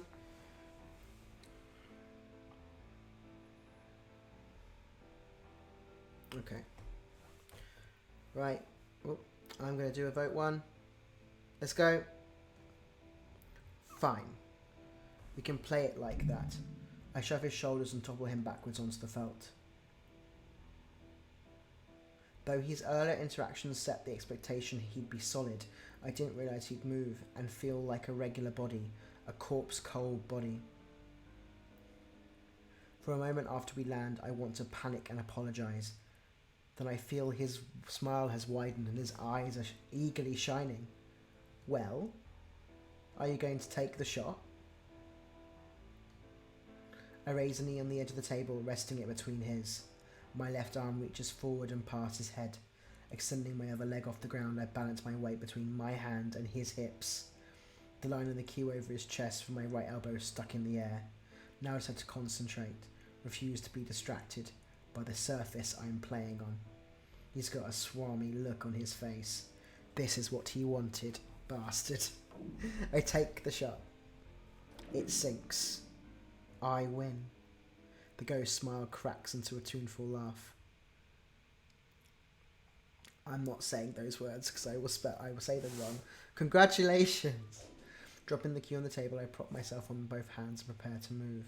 He sweeps his hands underneath me and up to the clutched side of my face. It's like an Arctic crab has latched onto me, chilly, spindly fingers devoid of warmth and flesh. Whatever gentleness he had yesterday has been forgotten. He doesn't press hard, but it's not a pleasant sensation. It's important to be selfish here. If there's a choice between saving your own skin and someone else's, pick yours. We'd all do the same. Then why am I helping you? His fingers slip free. He puts his hands to my chest and shoves me like I did him. I tumble back off the table and onto my feet. He sits straight up, using only his core strength, easy for someone who doesn't have to work out. Landing on his toes, he prowls around the floor. Because I am your only hope. Fear flickers across his face at the prospect. Since I won, this is my moment. I level my cue at him like a judgment pointer finger. Who are you? Why doesn't Dracula want us talking? What kind of help is on offer here? Draping a hand over his features, he sighs. I tried to take something of his. He took everything from me in return. Without my missing pieces, I can never rest. But if a certain handsome someone could resemble them, he'd gain a powerful ally. Not just an ordinary salesman. An extraordinarily talented salesman. Modest too. Perish the thought. Do we have a deal then? Body parts in exchange for a phenomenal hauntological power? If Dracula is planning to kill me, it doesn't hurt to have a counter-strategy. Sure. What else am I going to do around here? Work myself to death? I retract the cue and offer a hand for him to shake. Aha! He raises a finger to his lips. Actions speak louder than words. Your prize is over there. Using his cue, he indicates the pocket the cue ball and 8-ball went to. As for our next date, how about... Inkling Nachtmusik? Figuratively, anyway, I'm not a big Mozart fan. Find us a piano and a decent tune to play. Let's try a duet. You speak German, ja? Ja? There's a particular piece I like. Olen Tonaka? Okay, I don't know that song. But yeah, he sings it. He sings it. His voice resonates as though his mess of an old carpets and leisure furniture is a proper concert hall. You can figure it out. I most certainly cannot. I'll try. With that, the night is over. Clear the table, store the cues, flee the scene. Lingering too long in Dracula's personal lounge would be terribly foolish. Isn't the whole castle his? I'm my own man. So are you. La Villa Dare.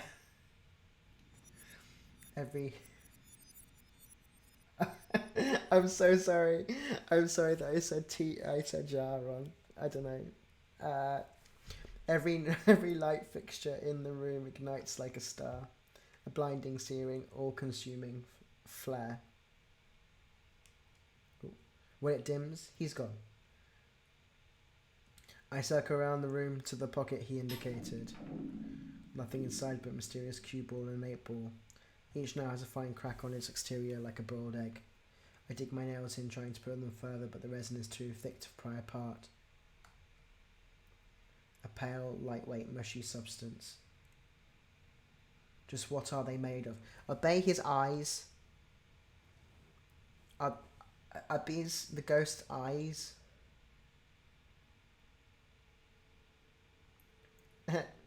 I do some legal work for a while to make sure I don't fall behind. Midway through the evening, my dinner is delivered by Miss Popescu, moussaka with additional vegetables on the side.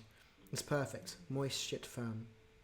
Later, the plates exchanged for chamomile tea and a shockingly dry square of millefeuille. The Theodora special.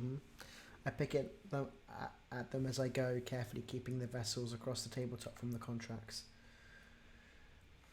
The real challenge is making sure I don't drink the inkwell instead of the tea.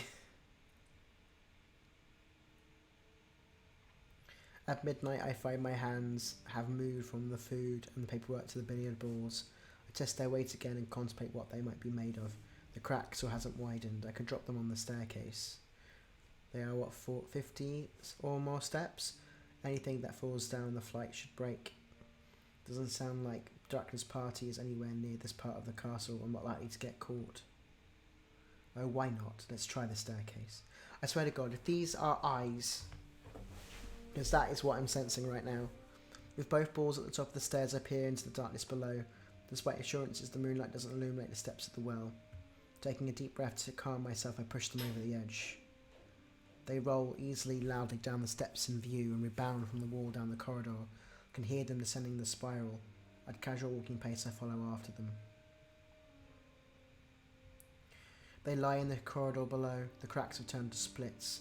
Resin shells hatch to reveal what's inside. A pupil stares at me from inside the cupola. That would mean it's a pair of eyes.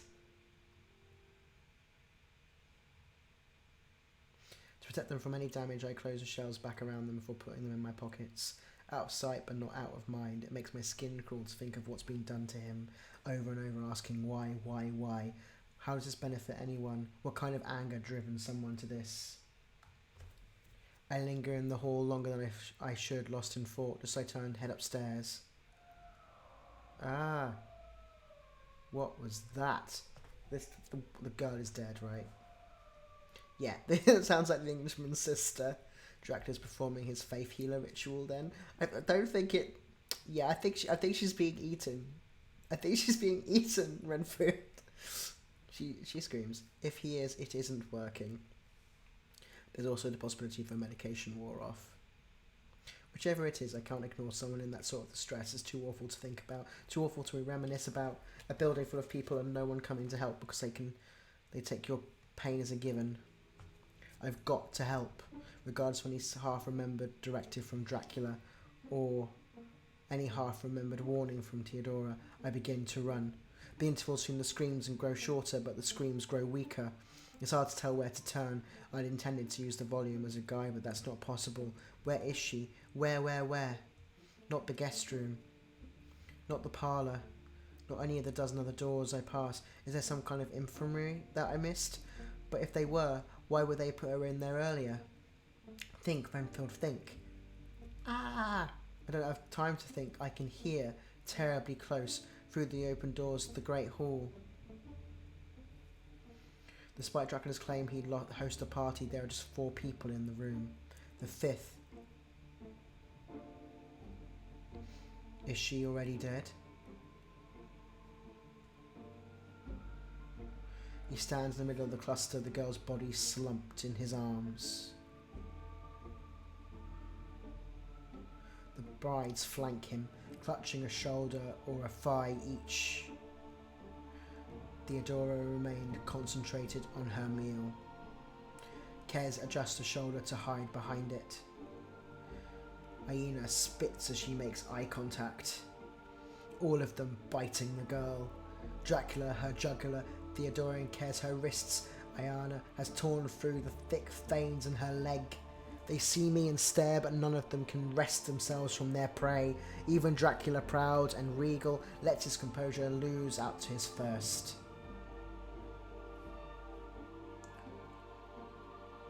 I'm locked in place too, from fear. There's too much wrong in this building to be wholly surprised, but knowing there's a wolf in the woods doesn't prepare you to face it. Rather than let this awful moment continue, I open my stupid mouth to ask the stupidest question I've ever thought of. Is she okay? Renfield! Roger mate, no! Like a dog caught with a chicken from the coop, Dracula blinks slowly, his pupils focusing and his jaws unclamping from her neck. His goatee is dyed solid red with her blood. There's a moment of wordless trembling before his mouth is able to form words. Renfield, pet. No. She's dead. Then I find a way to make it worse. Why? Because the house has needs, and the master must provide.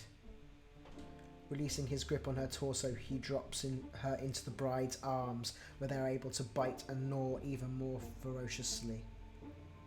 Compared to them, his animalism is restrained.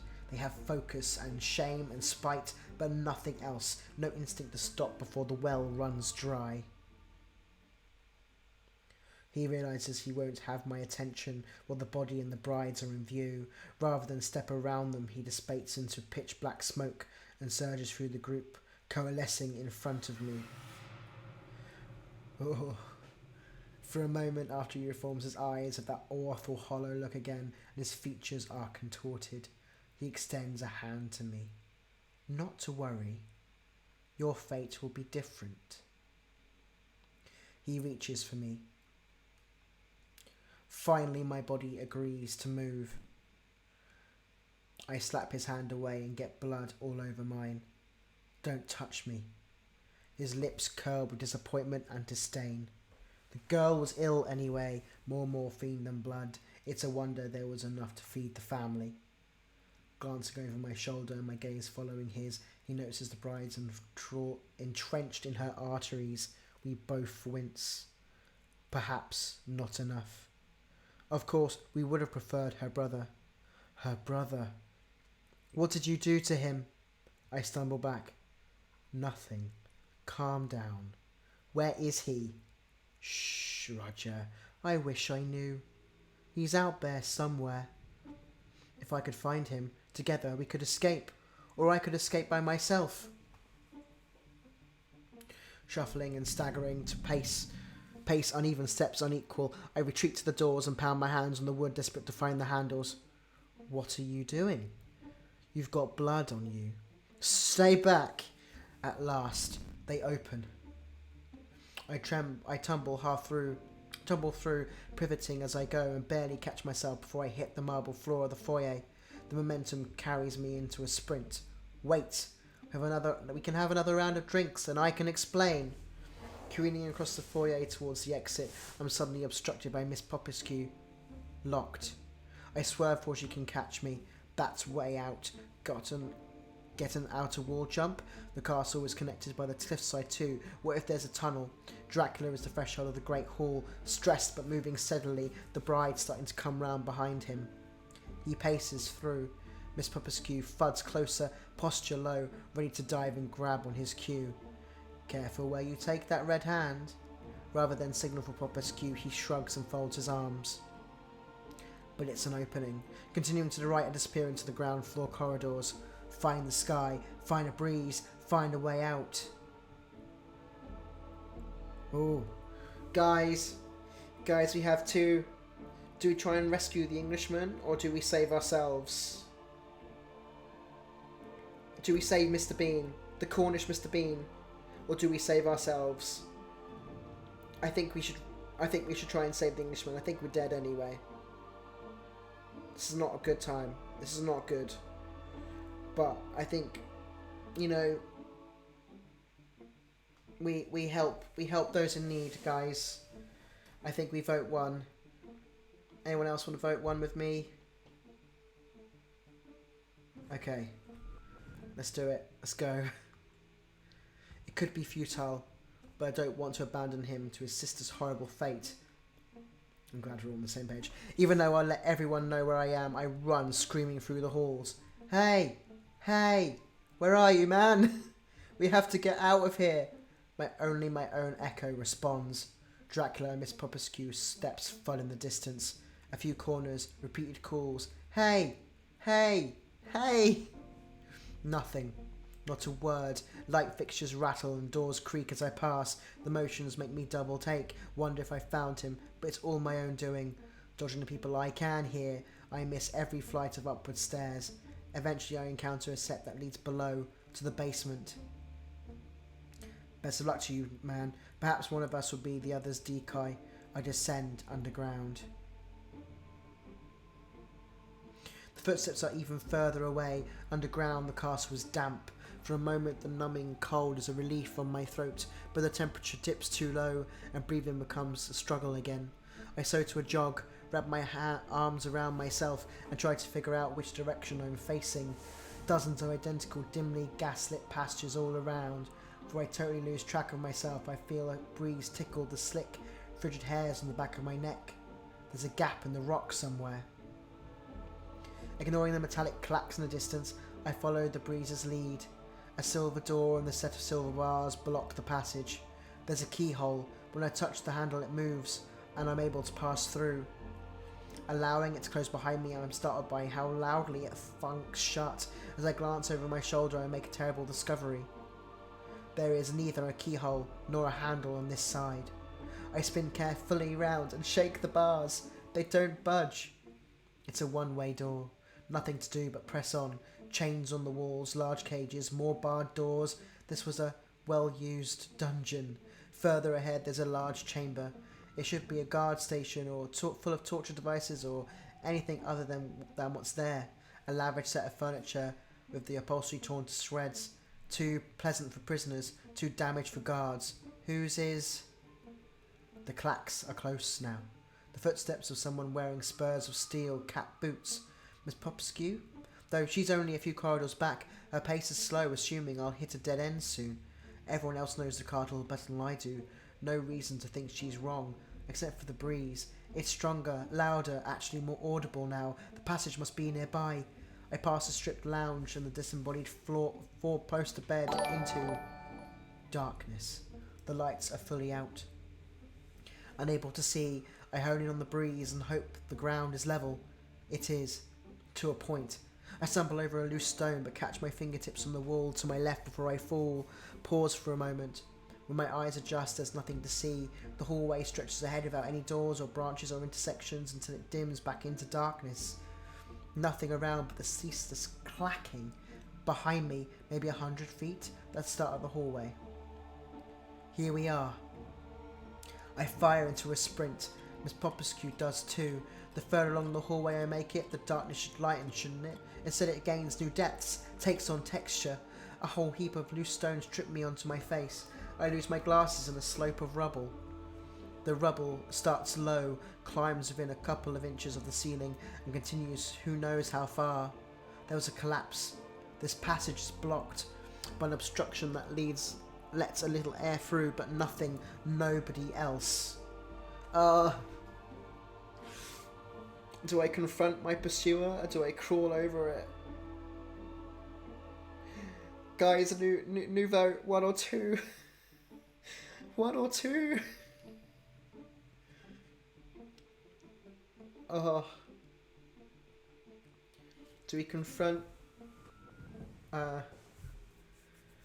Do we crawl or do we confront? Man.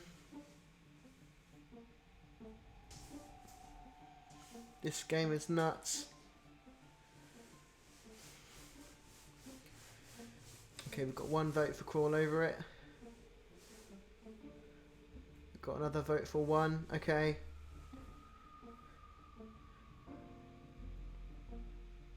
Okay, I think it's going to be... We're going to crawl. Let's go. 1 hand, 1 knee, another hand, another knee. I find my glasses, I push forward. The slope is steep, the rubble unstable, and yes, I'm too big for the gap. If the breeze can slip past, why can't I? Why can't I? Near the top, there's at least 10 feet of debris ahead, but I fit an arm through and reach like it's a matter of willpower. Something grabs my ankle. Long, hard, knife-like fingers that pierce the skin on contact. Arg! Would you not belong to Miss Popescu? A sharp, silvery mass in the dark. Someone's entire cutlery drawer welded into a humanoid sculpture. The thing yanks me back beneath it. Royals, kneeing my thigh, gouging my suit as it straddles my waist, with its metal fists punched into my shoulders. I writhe, listening to either side it like a boat in case I can tip it off. Too heavy for that. An anchor stowed midship. It keeps us in our places. It knows I can't move. It leans in close. My God. Here, where I can smell its iron breath, I see there is a person beneath the jagged armour. A helmet obscures their face. If it were brighter here, I could peer in, but without any light, there's nothing but metal and rage. A prisoner of the castle, a man in an iron mask, some poor soul abandoned by Dracula. They open their fists and flatten their hands along my neckline. Their claws prick through my jacket collar. Those aren't what hold me down, though tiny perforations in leather palms of their gauntlet, thin strands of flesh poke out like roots through the base of a flower pot. But the flesh is mobile, wriggling and searching, vening across my chest. One gauntlet worms from my chest to my wrist. The flesh extends around it, forming a bracelet, the gauntlet flapping into place behind it. Stunned by what I've seen, I forget to fight back. The thing raises my hand to the grill of their helmet. Beneath the grill, I see the slightest unnatural motion, the formless flesh of their face reaching towards the bars but shying from contact with the glinting silver. Oh my god. Instead, a mass of tendrils venture out, sizzling as they slip beneath the gaps to sample the dead girl's dry blood. Whatever this is, wherever this thing is, they are no mere victim. The taste of blood is not enough. Without letting go of my hand, they raise their other gauntlets, open the grill, and expose the rest of their desperate mouth. I try to snatch my arm back. The worm palm has me snared. The spindly flesh of their other hand forms a shape around the helmet latch. The grill winds open. There is something head-like inside, gaping and hungry. No. Bad. A foot kicks it into the armoured side of an urgent boxing bell clang. The thing is sent flying. I fling back from the action, clutching my arms to myself and curling my legs in. They clatter against the wall like an upended dish rack, stunned. Squinting through the darkness, I try to catch a glimpse of my saviour. It's... what do they say about the devil you know? Not you. I'd say something like your knight in shining armour is here. The new flesh thing heaves onto their feet. The old smoke creature kicks it back into the corner. But I guess that's the guy. Come on, let's not stick around. You tried to kill... Everyone's lining up to shoot their shot. I was just at the front of the queue. Hi, Smoke. That's creepy. I shuffle backwards to put some distance between us and almost reverse into the flesh thing. Smoke sighs, bends low, and grabs my clean ankle. He pulls me out of reach of the thing just as they take a swipe. Hanging me upside down like a catch of the day, I flash in his grip in protest, but he holds fast and swings me the rest of the way in his arms. The thing keeps coming for us. He ignores it, angling himself this way and that. Whatever's been between me and my attacker, they don't interested in his brittle charcoal body. All they're after is blood, like everyone else around here. If Smoke wants to throttle me, that arguably means he's lesser of all the evils I've encountered. Okay, so I'm going to assume that Smoke is one of Renfield's hallucinations, or demons that have been following around. We can let him rescue or resist. Let him know you don't like him rescuing you feels like also useful. I don't want to let him rescue you necessarily if it's someone who has tried to kill me. Embodying Renfield here. So my gut instinct is to go for 2. Do we have any votes for 2? Like, let me know in the comments. 1, 2 or 3? What do we think? 1, 2 or 3?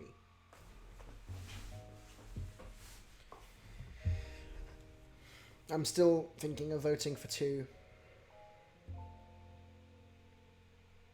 We have a vote for 2 in the chat.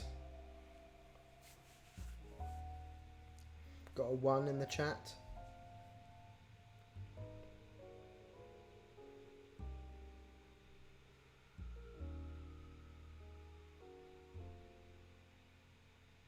Okay. Give it another minute. I think hopefully we're getting close to the end of this playthrough, because I'm going to have dinner very soon. But you vote 3. So the creators want us to vote 3.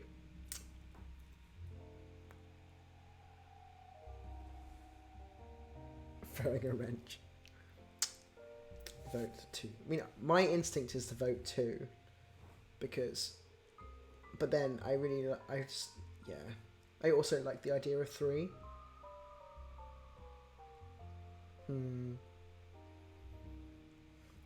We've done a lot of like. Okay, I've got quite a lot left of the playthrough. Okay, so we're gonna. That's good to know. I do.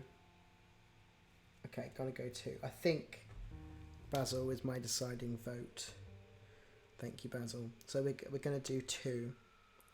I'm gonna play this for probably another 10 minutes or so, and then I do actually have to have dinner at some point this evening because it is 7 o'clock here.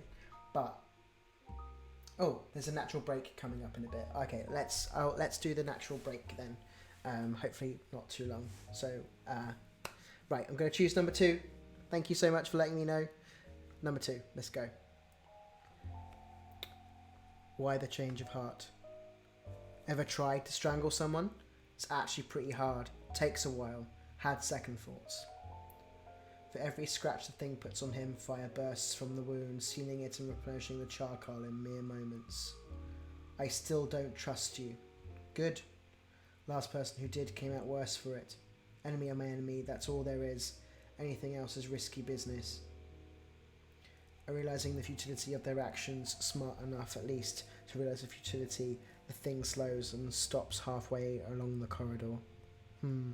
Watch out, its bark's worse than its bite. How could that possibly be true?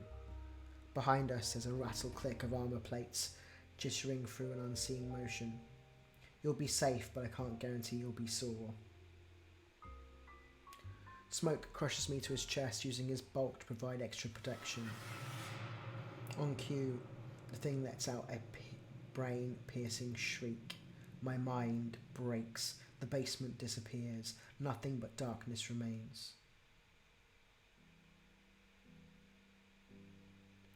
Then the stars come out, bursting outwards from the centre of my vision until they form an unimaginably thick canopy ahead.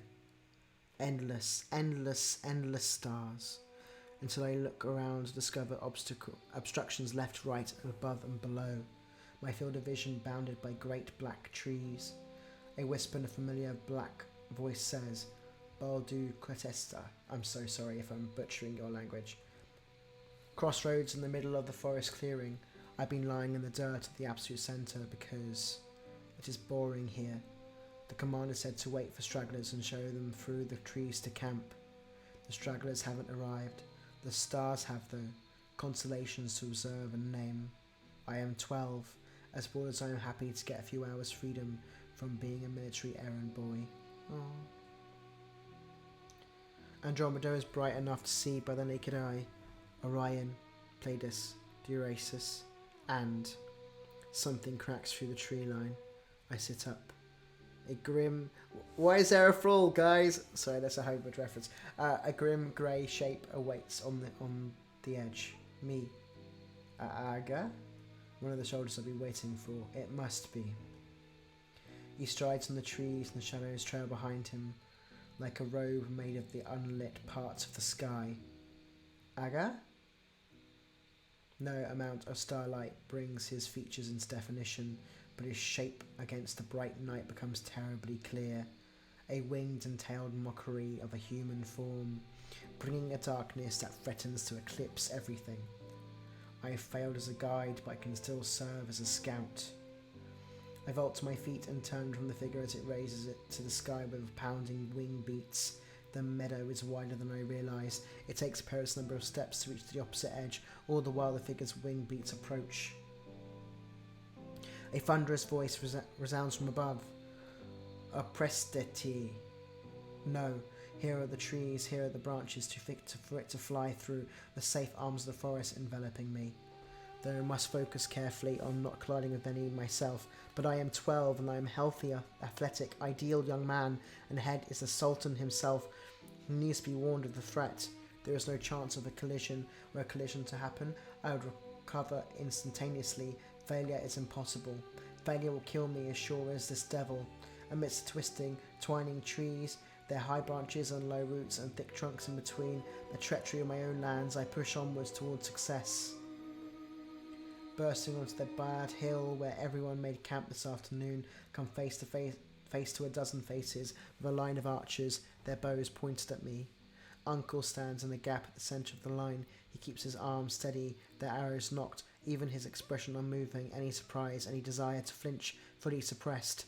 All it would take is one man's will to fail and I'd be shot. Why were the archers in position?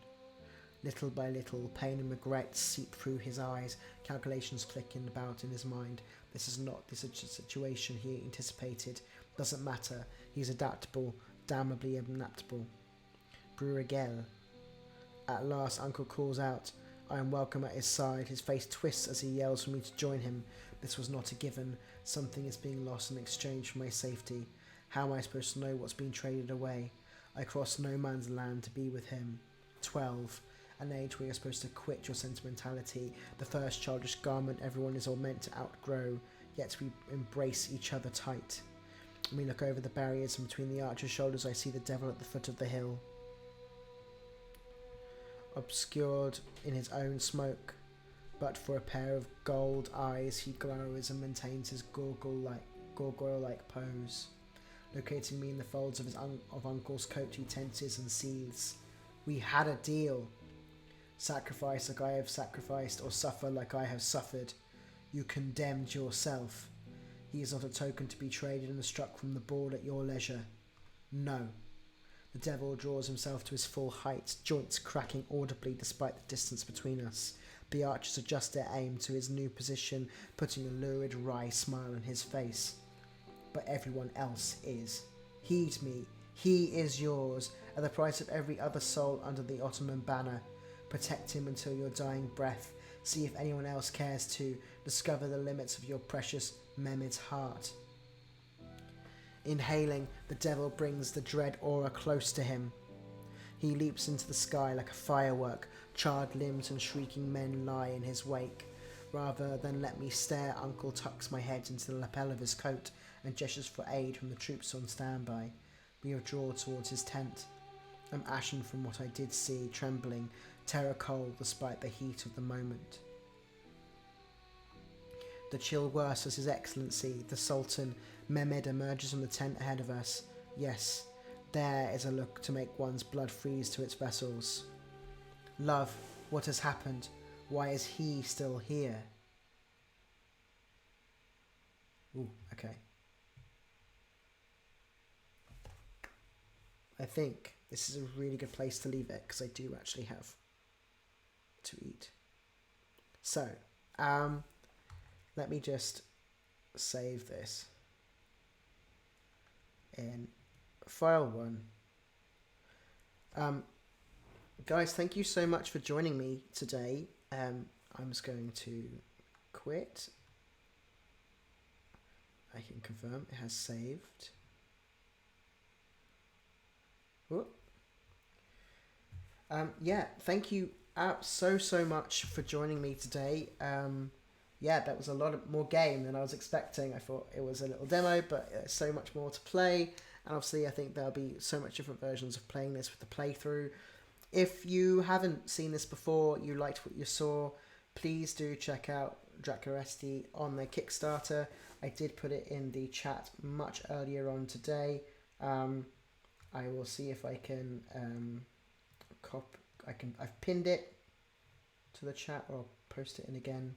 1 second while I do my duty. Oh, come on, guys. Come on, post. Cool. So yeah, if you enjoyed this, please do check out the Kickstarter. You can find it under Drăculești if you're looking online as well.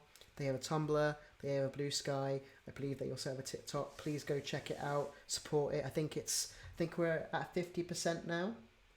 Double check while I'm here. Ooh, I think you guys are basically at about 50%, which is amazing. You guys are doing an amazing job. As we also did a Kickstarter last year, it is so hard to do, and it's just so impressive. Well done, guys, so much for getting where you are.